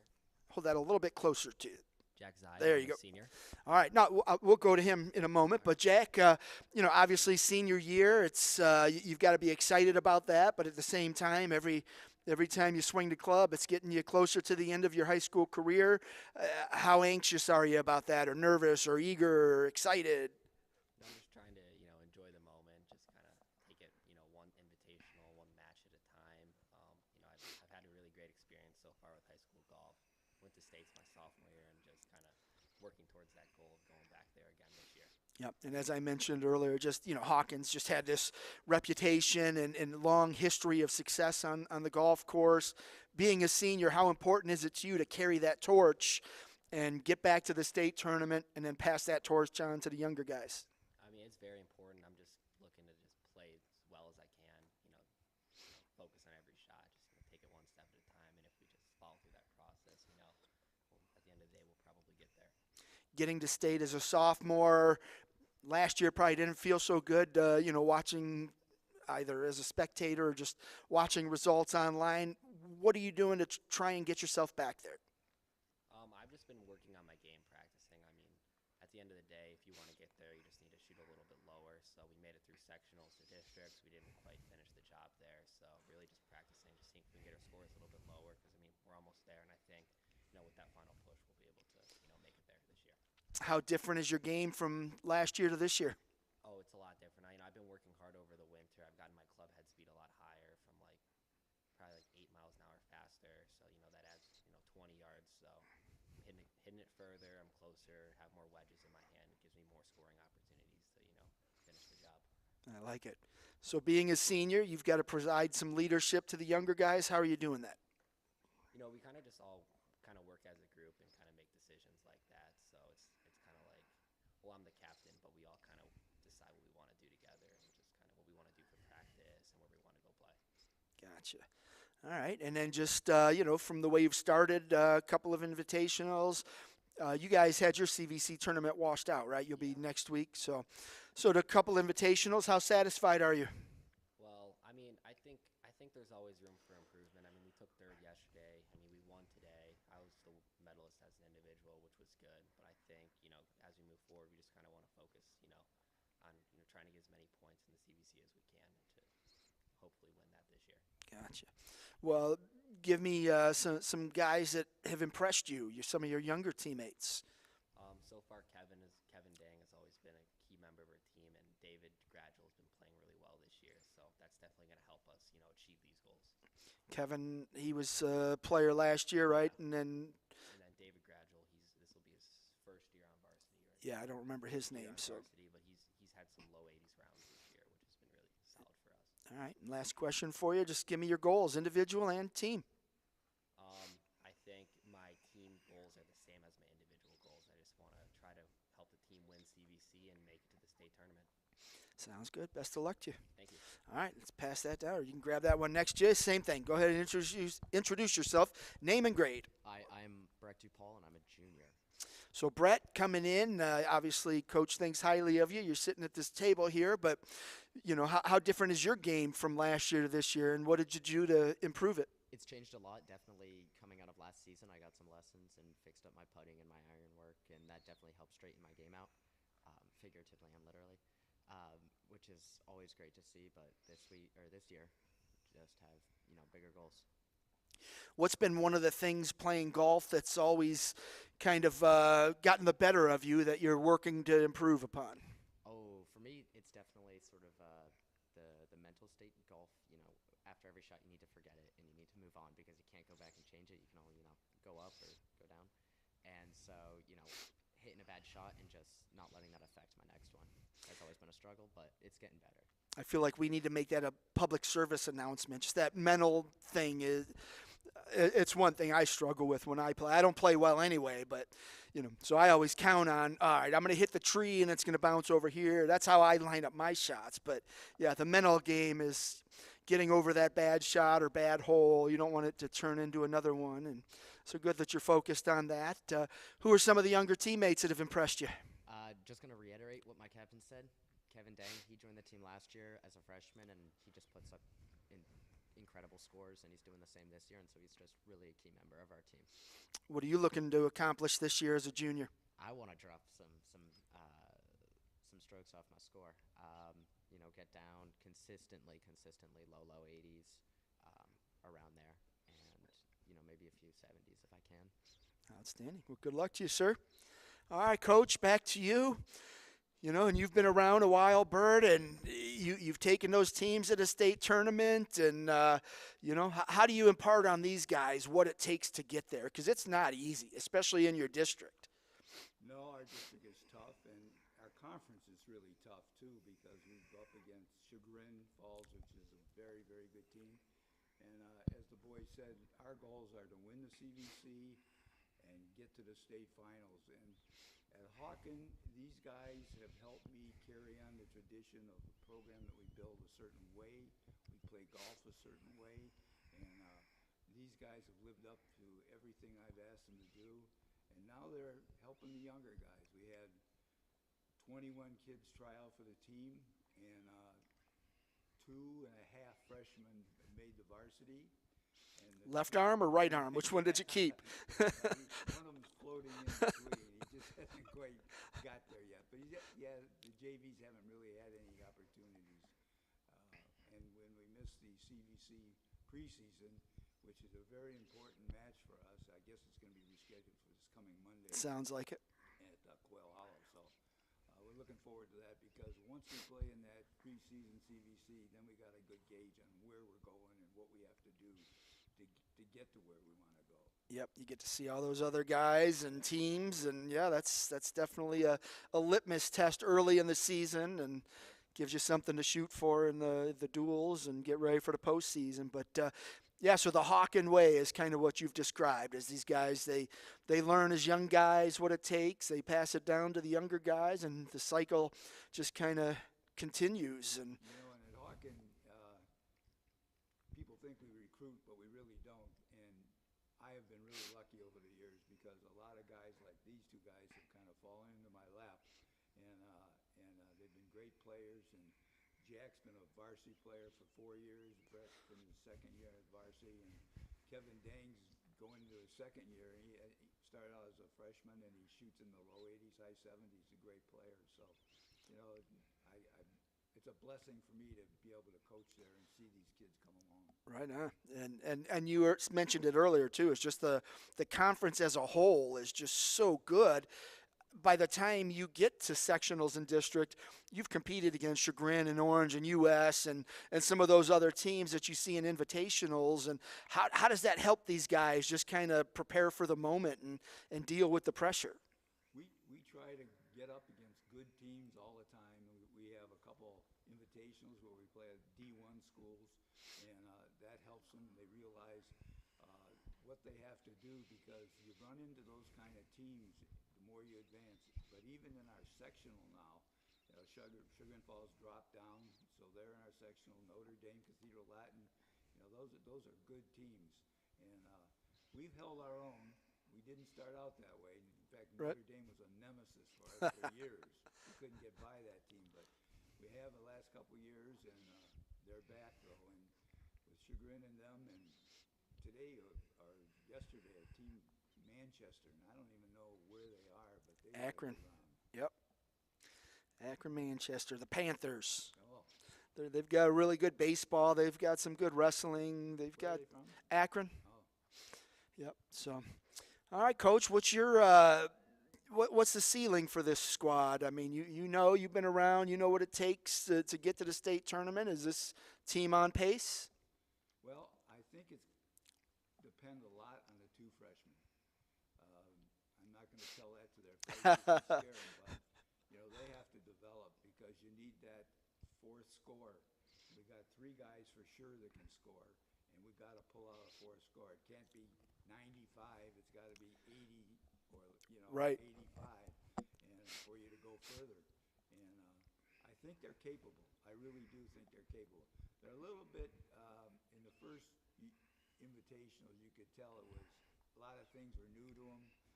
Even the scoring system, how they handle themselves on the course, how they keep score, how they keep track of the other guys. it's overwhelming at times for him. But these two guys seem like they're going to be able to do it. Outstanding. All right, Coach. Well, I appreciate you and the guys making the trip out here, and I should see you on Monday if they do reschedule that for Quail. Works out well for me since that's closer to my house than Pine Hills, so I was happy to see that. But thanks for being here, and best of luck to you guys. Was I supposed to bring you dinner? You know what? I'll be here if you know. There's a good pho place up the street. If you want to bring me some pho, I'll take that. It is, and I actually added some teams in there, so I shorted myself. So that's why I brought granola bars. So, no, they're coming on tomorrow, I believe. No, maybe Sunday. I can't remember, but they'll be here soon. See you, gentlemen. All right, that was the Hawken boys golf team. We've got Jefferson girls soccer scheduled next. I haven't seen them walk in yet, so I'm going to go take a quick peek and use the restroom myself. And we should be back momentarily. Jefferson girls were due to start at 3:20, so they should be walking in any moment. We will be back.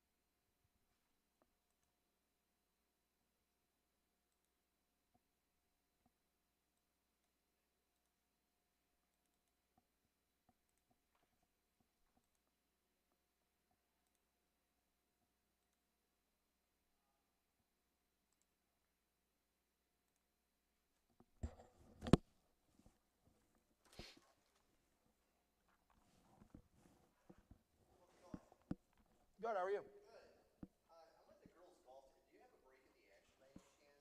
I'm scheduled for later, but if I could get this done now, that would be sweet. Let me see here. Jefferson girls start at 3:20, so I got about 10 minutes if you want. Yeah. Just you? Yep. Oh, yeah, we'll fit in. Let me finish chewing.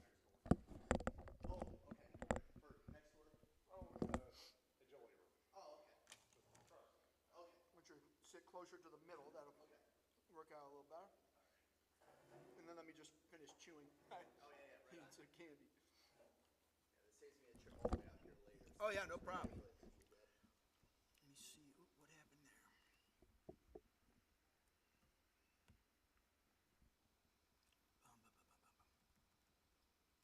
Oh, so you're going to be my last. Oh, that works out splendidly. That'll get me out of here earlier, so perfect.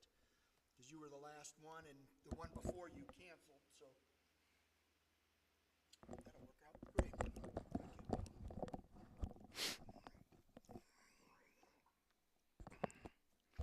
Welcome back to the first session of the CVC Fall Sports Media Day live from Orange High School. Our CVC TV broadcasts are presented by Ohio Center for Oral, Facial, and Implant Surgery. Up next, we've got a little schedule change here. Orange Girls Golf is here with us.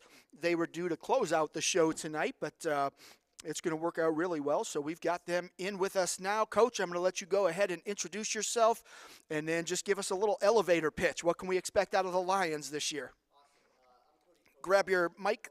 There you go. And then make sure that black switch is on. There you go. All right. So I'm Cody Kovac. I'm the girls' varsity coach, varsity golf coach. We just actually got done with one of our meets. It was a tight one. We lost by 2, but we have a lot of good young talent this year. We have a great group of girls. We have our number 1 is Tessa Kemmelhar. She's a junior coming in this year. She was knocking on the door last year of districts. She's capable of firing low rounds. We have a new freshman this year, Anuja Patel. She actually had the low round of the match that I was just talking about. She shot 44 at our tryouts. She just shot 50 with the low round of the match. We have Bree Turner, who's a sophomore coming in. She played at NDCL last year. She has some experience, hits the ball well. We have Alex O'Connor, who's extremely good with her short game. And we have a lot of other girls that are out for the team, but just a great group overall. Looking at the last couple years, you had some girls that were newer to the sport, but they seemed to be quick learners. They were scoring pretty well for their level of experience. And are you seeing them build off of that? Yeah, it's one of those things where we're getting girls that are willing to put in time more to improving their game, where they're not just maybe say like golf is maybe like 3rd or 4th on the priority list. It's getting a little bit more towards the top. That's super important when it comes to the short game and just the general feel for that. We're seeing a change in that, and again, that's something that if you want to put good scores on the card, the short game, you got to be able to get up and down from everywhere, and that comes with time, that comes with preparation, that comes with trust in the coaches and the process. So that's where we're trying to control the things that we can, and getting the girls to buy into it. It's been great to see over the last few years. The Chagrin Valley Conference on the boys' side is very good. It's deep. A lot of state-level teams, a lot of teams that are district level. The girls is kind of hit or miss. You have Hawken Independence that played in the state tournament last year. Hawkins Ella Wong won back-to-back state titles. But then you have a pretty big drop-off as far as scores. And I think what the league's trying to do with, changing the preseason tournament to more of a clinic and then a 9-hole thing, and that can help to get some of those younger girls some experience in a less pressure-packed situation. How much does that help when you kind of take away that pressure element where it's not, hey, we're not playing this dual meet anymore against this great team. We're doing a clinic so you can learn and then going out and playing 9 holes to apply what you've learned. Does that help? Yeah, that's a great question, and that's I was actually thinking a lot about that yesterday. I liked the fact that you have more girls that are coming out to say the preseason yesterday, where they're building relationships with not just within their team but other golfers that are maybe kind of on the cusp if they're going to do it or not. So and then they're learning how to go about the game the right way. And yesterday they had some from the Northern PGA Association, and they did a really nice job as far as going through the rules, going through like you're saying, some skills. And then TJ Rockwell did a really nice job at providing food for them at the end, and they just loved it. I mean, so it does build the camaraderie aspect, and it builds a little bit of maybe even kind of humility to the sport, or you realize people aren't just kind of robots out there or Right. something like that. So they have that, but then like you're saying, on the flip side today, it was a little bit more, okay, now it's time to dial in for a conference meet. So it is it's like you want to get them to love the sport, but you need to get them to compete as well. Right. So it is kind of that interesting, how to prep them for whether it be in sports or different aspects of your job, like certain things that, okay, we could have a little bit of fun with this, and this is what the point of that is, and then this is the point of that. So that is interesting, because to go from one to the next, very interesting. And as a coach, you get to kind of see how your athletes, and in this case your female golfers, adapt to their situation, whether it's highly competitive or whether it's instructional based. And like you said, the hard part is getting them to go out and compete at that high level. But that comes with confidence. Once you're confident with pulling that club out of your bag and lining up for this, what might be a difficult shot, but it makes the game so much easier when you play with that confidence and ability. So as a coach, how do you kind of put them into those situations and make them understand that, hey, you know what, you might have a bad might have a bad shot, but don't let your mind turn it into a second bad shot. Yeah, and that was kind of the story of today's meet. Actually, it was you can't get too high or too low on any one shot, because it is just one shot. You want to keep the ball in play, and just reiterating that to the girls, and when they see it happen, for their score, and the more they do buy into understanding, like, okay, keeping the ball in play, not getting too high or too low, let's focus on the next shot. And then sometimes with golf, the more it seems that the harder you try, actually the less productive it is out there, or you're using too much of your arms, and it's like, okay, let's reset. And I got to say, Rick Clark has been, the boys coach, has been really good at, he was the one that told me, he's like, there's a lot more of the mental aspect to it, of the coaching golf, than you realize.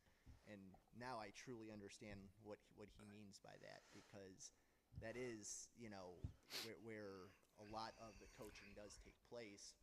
And like you're saying, when you're on the range, it could be very low pressure, but you got to build those situations where it's, okay, there's something that's got to be on the line, or you got to feel a little bit of pressure, somebody watching you, or so there's different situations that we have, or I'll go out there and I'll say, okay, you got to beat me in this situation, or you got to get closer to the flag stick than I do here, or so I try to make it fun but competitive, and it also builds a lot of rapport with the student athletes, and they respond well to it. And overall, they're getting experience that they vastly need. So it all works out pretty well. So, you look at, you brought up Rich Clark, and, the boys team has been, at an elite level for years. And I think he just said he was here, 28 years? Is that what he said? I can't remember. Yeah.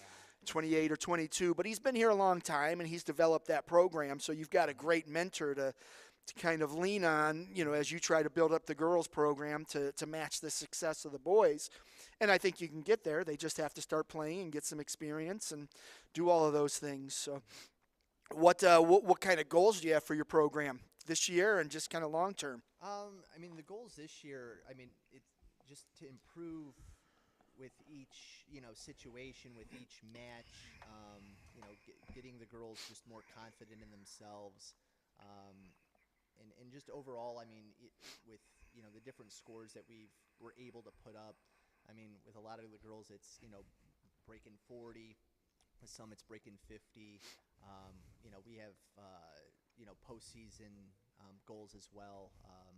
I know our 1 and 2 are definitely looking at districts. And then, I mean, even as a team, I mean, we're not that far out from, really kind of competing and putting up a good score as a team to, I mean, sometimes those low scores can get into, to districts as a team. So, I mean, that could be in the near future. But again, it's one of those things, like, you focus on the small things and maybe those big things kind of, Right. fix themselves.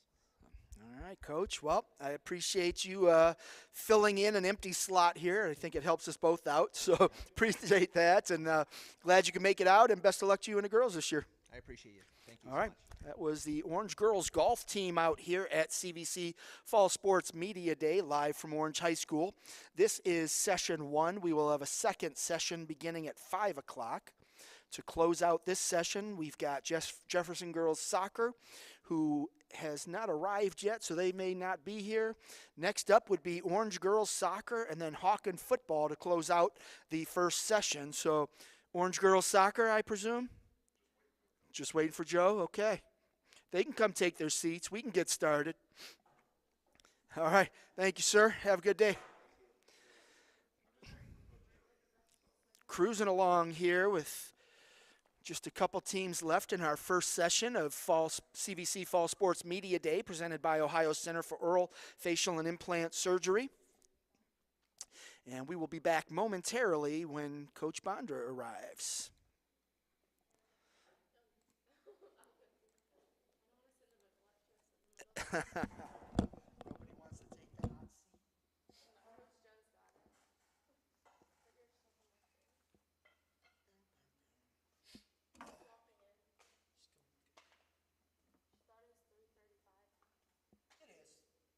is. We had 2 teams. Well, Jefferson was supposed to be here now.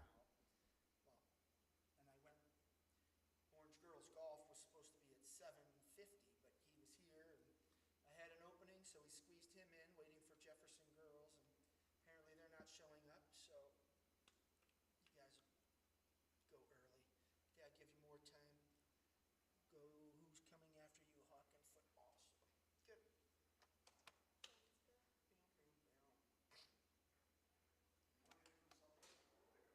No, I'm good. I have my stuff here. Yeah. Sure? Oh, yeah, I appreciate it. No, I appreciate it. Trying to take care of you, man. Yeah, you're doing a great job. I appreciate it. Hi, Coach Joe. You get the middle seat, Joe. Tim has my orange shirt. Or Matt. When you're done, you'll go to the agility room next. I got you. And you're not late, Joe. You're early. I thought 3:35. Yeah, you're early. Jefferson was supposed to be now. They're not here. So if you're ready, we'll throw you in. If not, we can wait. You got everyone? Okay. All right, give me a moment. You guys know there's a little black switch on your microphone to flip up when you're ready. Dun, dun, dun, dun. Welcome back to CVC Fall Sports Media Day, live from Orange High School. I'm Steve Hare, the CVC Sports Information Director. And up next, we have Orange Girls Soccer under new head coach Joe Bondra. Coach, I'm going to start with you. Just go ahead and introduce yourself, and then introduce the girls you brought with you, and then give us your elevator pitch. What can we expect out of the Lions this year? I'm Joe Bondra, the new head coach this year. To my right is Bailey Walensky, and to my left is Cameron Zucker. They're 2 seniors that are returning starters. So we have high expectations every year when we come in here, but I think this offseason the kids have worked really hard. We've done a lot of conditioning, try to outrun people. That's kind of our game plan this year. You were an assistant coach for a couple years, so taking over as the head coach, kind of seamless. The girls know you, you know the girls. What kind of changes have you made? I think just kind of trying to change the culture. It's the same thing as, I was at Menor, or am at Menor, and trying to go in there and change the culture. It's the same thing we're trying to do here. Make sure everyone's at practice. Make sure the kids are ready to go, and we're ready to go for the season. So I know last year we kind of had people in and out doing who knows what and not coming to practice. So making sure holding them accountable, that they're at everything that we're doing. You return how many starters, how many lettermen? So we returned 5 or 6 starters and about 12 varsity lettermen this year. And I know over the past couple of years you've lost Stella, Sydney, a couple other kids that were key players for the Lions. How are you kind of putting it all together to say, okay, here's who we've lost, but this is who we've got, and this is who we're going to rely on to get things done? So we have 3 freshmen I've been telling the team that are pushing for starting spots. I think they'll be able to come in and help us make some changes. So as of today, we will start a freshman goalie, which helps us get Anna on the field, which will be really helpful for us defensively. And then we have a couple forwards that I think will do pretty well this year for us. All right, Coach, I will come back to you after we talk to the girls. We'll start on your right. Go ahead and grab your mic and introduce yourself, name, grade, and position. Hi, I'm Bailey Walensky. I'm a senior, and I play center mid. So, Bailey, normally when there's a coaching change, it can get confusing. You have to learn a lot. Has that been the case here, or has it been pretty, like I said, seamless because Joe's been around? Yeah, it's been pretty seamless. We're good with Coach Joe. We're friends, you know. What's been the biggest difference, though, from last year to this year? I think that the practices have been the biggest difference. Like, they're longer, they're intense, they're planned, they're like a real practice. Like, it's good. And so you're running a lot. Yeah, we're really running. Is that good for this team? I mean, is this a team that can thrive on that type of style? Yeah, I think it's good because most of the girls are really athletic. So making them able to run, it'll help when we can play like long balls down the field or up top, and they can chase after them. So Orange has been a really good team over the past, I don't know, since I've been covering the CVC, so 7-8 years. But you play in just such a brutal division. You have West Jaga, Hawken, Kirtland, Chagrin. I mean, 3 teams that have gone on to play in state Final Fours, 2 teams that have won state titles. That's a tough division to compete in. How does that help your team? It helps us play to the best of our ability, because usually when you play teams that are worse than you, like, you tend to play down to their level. So they just really keep us on our toes and make us try as hard as we can. And I think I saw that a couple times. You guys seem to play your best games against the Chagrins and the West Jagas, and so that's good. So what you're saying is true. So don't mention your teammate who's at the table, since we're going to talk to her, but give me some players that have really impressed you in camp. I think that actually her sister, Morgan, who's a freshman, has really stuck out. She's fast, she tries hard, and she's really good. I think that promising for the back line is Anna, who was our goalie, and now that we have this freshman goalie, she can play on the field, and I think she'll be really good out there. How is your freshman goalie handling the pressure? She's good. She's really good. Yeah. And as a senior and seniors, are you guys kind of helping her build her confidence too? Yeah, I think she's a little shy, but I think she'll break out of it. All right. And what are your goals for your senior year? How do you want to say goodbye to Orange High School and high school soccer in general? I just want to win some games, you know. Some? Two's okay? Yeah. One's enough. All right. Well, best of luck to you this season. Thanks. And let's go all the way to my right, coach's left, and go ahead and introduce yourself, name, grade, and position. Hi, I'm Cameron Zucker. I'm a senior, and I also play center mid and also forward. All right, so you get to do a lot of the scoring and distributing, and how are you handling that role now that you're a senior and people are going to look at you to step up your game? I think it's been pretty good the past few weeks in practices and even tryouts. Bailey and I playing center mid together. We've played for a while, and we've been able to connect really well in the center. And moving forward, we'll just be able to do it better. And also finding the through balls to our 2 strong forwards will make a big difference rather than just kicking it like we've done in years past. Without giving away secrets, what's Coach's game plan to kind of set up the offense? What do you guys like to do? As of right now, we're just keeping a lot of possession to be able to last longer time-wise and try and break through the lines, playing balls at our feet, not chipping it over the top. What is the strength of this year's team? I think a strength that we have is our team bonding. We're still working on that, but being able to play well as a team and not need many substitutes, so lasting longer, and we'll have good game plays like possession and knowing where we are at all times, which will make a big difference when playing through balls and just passing around. Typically, when you have a freshman anywhere, you have a little bit of concern, but it sounds like having a freshman goalie is a good thing for you guys. Yeah, I think it'll be really good to get our old goalie off the field, and also she's very good.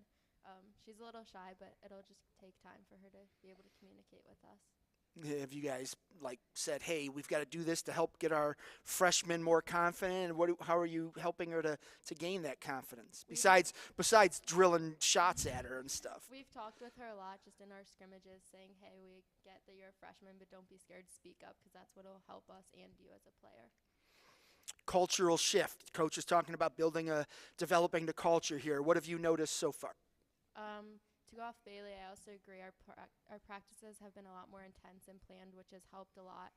And also just our gameplay, like I said before, possession rather just kickball, which will help a lot in our conditioning, which will make a big difference when we're trying to beat the teams that we haven't been able to beat in years past. What are your goals for senior year? My goals are also to definitely win some games, have good team connection, and just enjoy the season. Give me a breakout player, somebody nobody knows right now, but after a few games, everyone will. I think I'd have to say Morgan to my sister. She's going to have to give you like $10 or something for the shout out, right? More than that. All right. All right, Coach, back to you. You're at practice with your girls. You get to talk to them. You talk about all the things we just talked about, but now you got to hear them kind of discuss it and their perspective on it. How satisfied are you that the message is getting through? Yeah, obviously very satisfied. My brother's my assistant, and his soccer IQ is through the roof. I mean, he's done a lot of planning. Every day he's texting me, what are we doing today? What do you think about this drill? What do you think about that drill? So, and we live together, so it's easy. We can talk about it all the time. So that's definitely helpful. But they're right. We're just trying to, we went outside in the pouring rain the other day.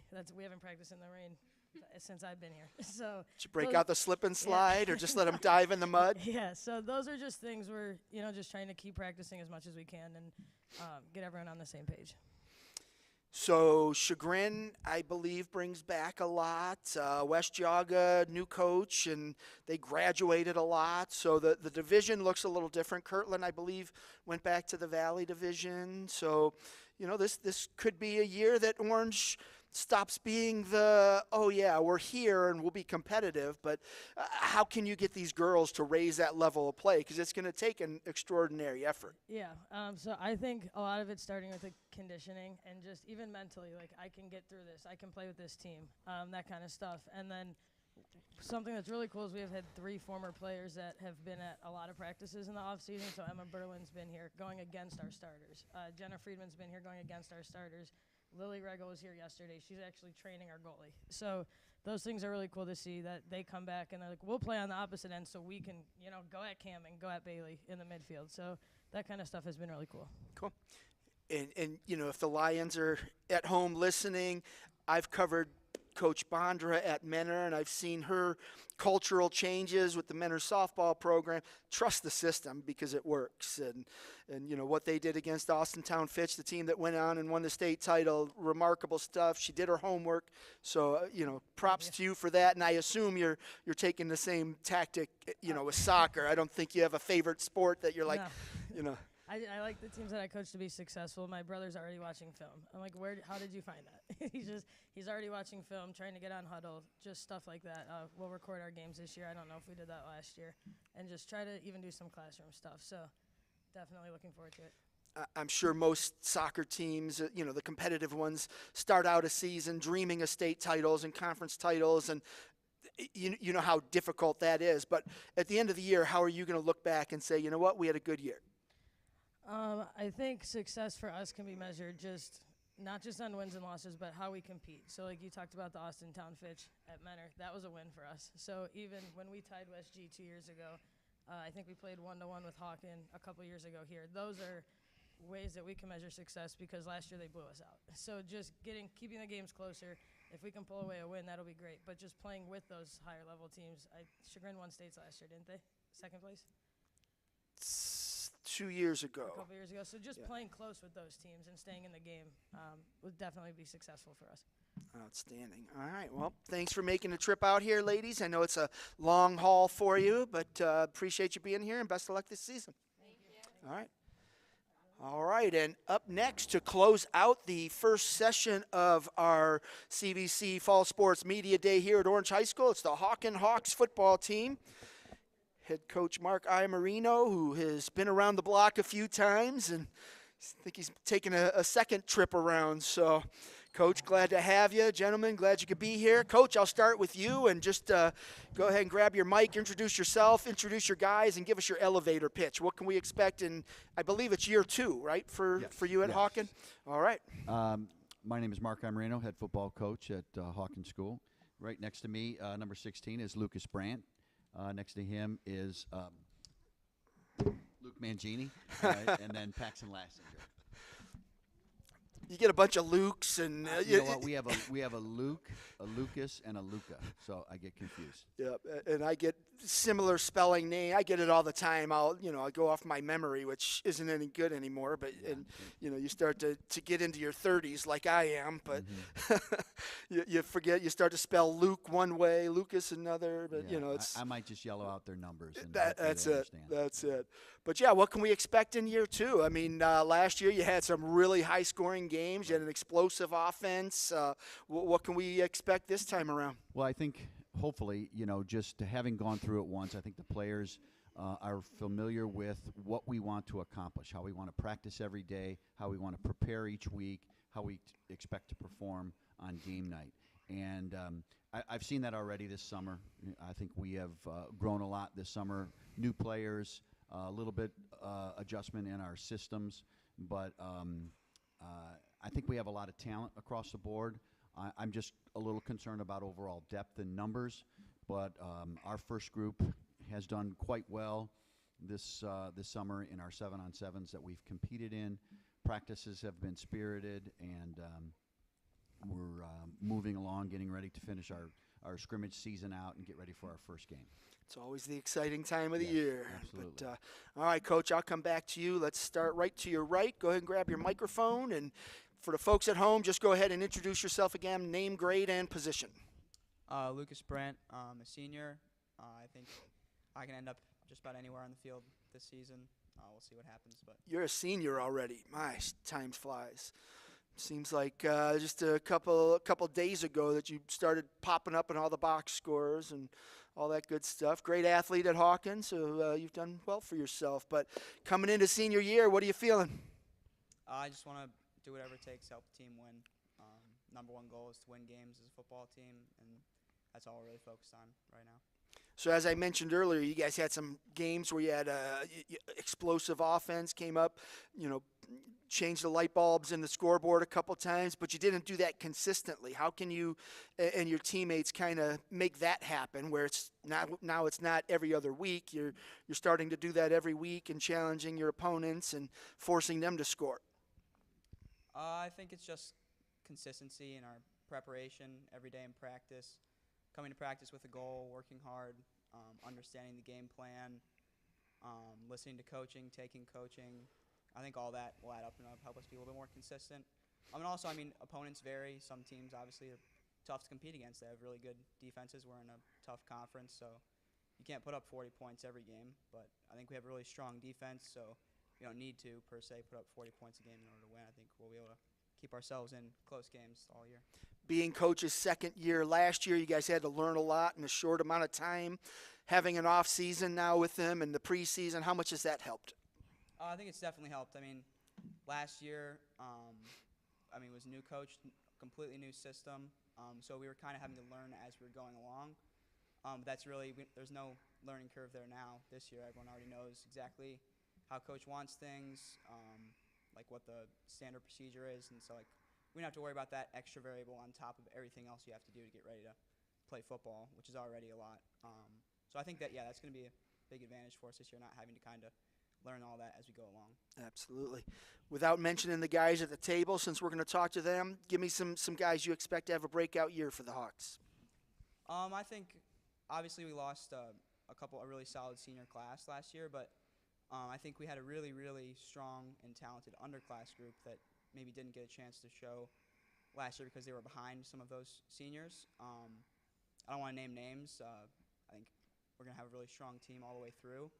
But I definitely think people are going to see the underclassmen that maybe didn't get a chance to show on the field last year are going to be really big help for us this season. All right, and last one for you is, what are your goals, individual and team? As a team, just as we did last year, and I think every year Coach Amarino will be at Hawken, we have 3 goals in our team, CVC, November. Come together as a team, which is where we are in the phase right now. We're coming together as a unit, getting ready for the season. And then CVC, we want to compete to win the CVC. It's a very tough conference, obviously, some really quality opponents, but I think with the talent we have, we can definitely do that. And then if you do the first 2, then hopefully we'll be playing in November and in the playoffs, those are 3 things we're focused on. Outstanding. Good luck to you, sir. Right there to the right, Mr. Mangini. Go ahead. For the folks at home, same thing. Introduce yourself, name, grade, and position. Hi, I'm Luke Mangini. I'm a senior, and I'm a linebacker and fullback. So, Luke, I heard your name a lot last year, too. You had a great year, but what's going to be different this year? How are you going to step up your game? Yeah, well, I've been doing a lot of training, a lot of studying. I think both, like the whole linebacking core, will be a lot faster this year. I think a lot of physicality. Will be an intelligent linebacking core. We're very well coached, and I think all the guys have been working very hard. So I think just a faster pace of football this year for us. It seemed like the offense kind of took off a little bit faster than the defense last year. Is it kind of caught up? Yeah, I think that the defense has been doing a great job, especially in the 7-on-7s and the scrimmages. Just our energy altogether has been very high. The team collaboration and chemistry has been great. I've been seeing the type of work the other guys have been putting in, and I'm very excited, about the defense this year. What's different about the defense? I mean, is it a different style of play or just more effort, more energy? Yeah, so I think that one thing that's really stepped up this year is the communication. A lot of guys just echoing calls, making sure everybody's in the right spot, making sure that they're doing their job. Coach Kramer's been putting in great plans and been doing a great job communicating to me and to Paxton the type of responsibilities that we will have. And, I think that the overall energy and relationships, communication, all improved this year. The CVC expanded to 25 teams. That shook the divisions up a little bit. What do you think of the new division? I'm really excited. I think we have some great opponents this year. Definitely looking forward to facing all of them and getting better every single game, winning a lot of games. I think it's definitely a great goal and something we're very excited about. But I definitely like having some new opponents this year that we get to see and meet every week. Outstanding. Good luck to you this year. Thank you. All right, Paxton, on to you. Last one. Same thing. Name, grade, and positions. I'm Paxton Lashinger. I'm a senior. I play inside linebacker and running back. So I'll talk offense with you since Luke just hit the defense pretty well for us. But running game, you had a pretty good tandem back last year. Did they both graduate? Or isn't Dom still around? No, Dom graduated. Dom graduated. And Luke's back. Okay. So looking at the running game, you got some big shoes to fill. You ready for that? I think we are, and most of it, a lot of it's just understanding where we need to be on the field, right? Trusting that our line's going to make those holes for us. And, Luke and JoJo are going to do a great job. And, when I'm in, I'm going to do everything that I can to, execute the game plan. So I think we're gonna have a lot of success similar to last year. Since we don't have an offensive lineman here, why don't you run down the list there? Who's going to be the big guys paving the way for see you? If I can do this without making any mistakes. I think we got big Jackson Hadeen at the left tackle. And then our left guard, I think, is Jack Billar. And then we got Big Lou 62, who Coach always points out how big he is in film. And then we got Big Will Greenberg, good wrestler. Yep. And then we've got Manon Reyna, who's done a lot of great work in the offseason at the right tackle. And then Matt Yang, another guard. So, yeah. So you mentioned big on just about all of those guys. So I assume you've got a little bit of size up front? Yep, big and getting bigger every offseason. We're getting in that weight room, hitting it hard. So I'm really excited about how things look this year. That's great. And we were talking earlier, it's always a cliche when you say that football's a game won up front, but the reason it's a cliche is because it's true. And if you get those guys and, you've got some confident guys in the middle of the defense and the secondary, you got some great skill guys. So What's it going to take to put all that together and turn all that into success? Like I said, it's just, executing the game plan, and Coach always says get 2% better every practice, and I think we've done exactly that all summer. Guys are showing up, and when they're showing up, they're not just there. They're getting work in, they're working hard, and they're staying after, especially this guy right here. Always hits the sled after practice. So. What's going to be the difference for this team in winning games that maybe otherwise it would have lost? I think that comes down to mindset and how we've kind of established our team culture, right? Like we're not quitters. There will be adversity at some point during every game, and we got to persevere through that. We got to find a way to keep going, and it's going to boil down to that. So yeah. Outstanding. Good luck to you this season, sir. All right, Coach, back to you. And I always follow up. Once the coach gets to hear his guys, you get to see them in practice when you're coaching them. And they say, yes, Coach, and they go out and do whatever. But now you hear their perspective on how things are going. Are you satisfied? Yes, absolutely. You can just hear from them. These are three tremendous student athletes, well-spoken. They're experienced. They're unselfish. They want to do whatever it takes for our team to be successful. And if we could stamp that across the board with all of our kids, I think they've shown that great leadership.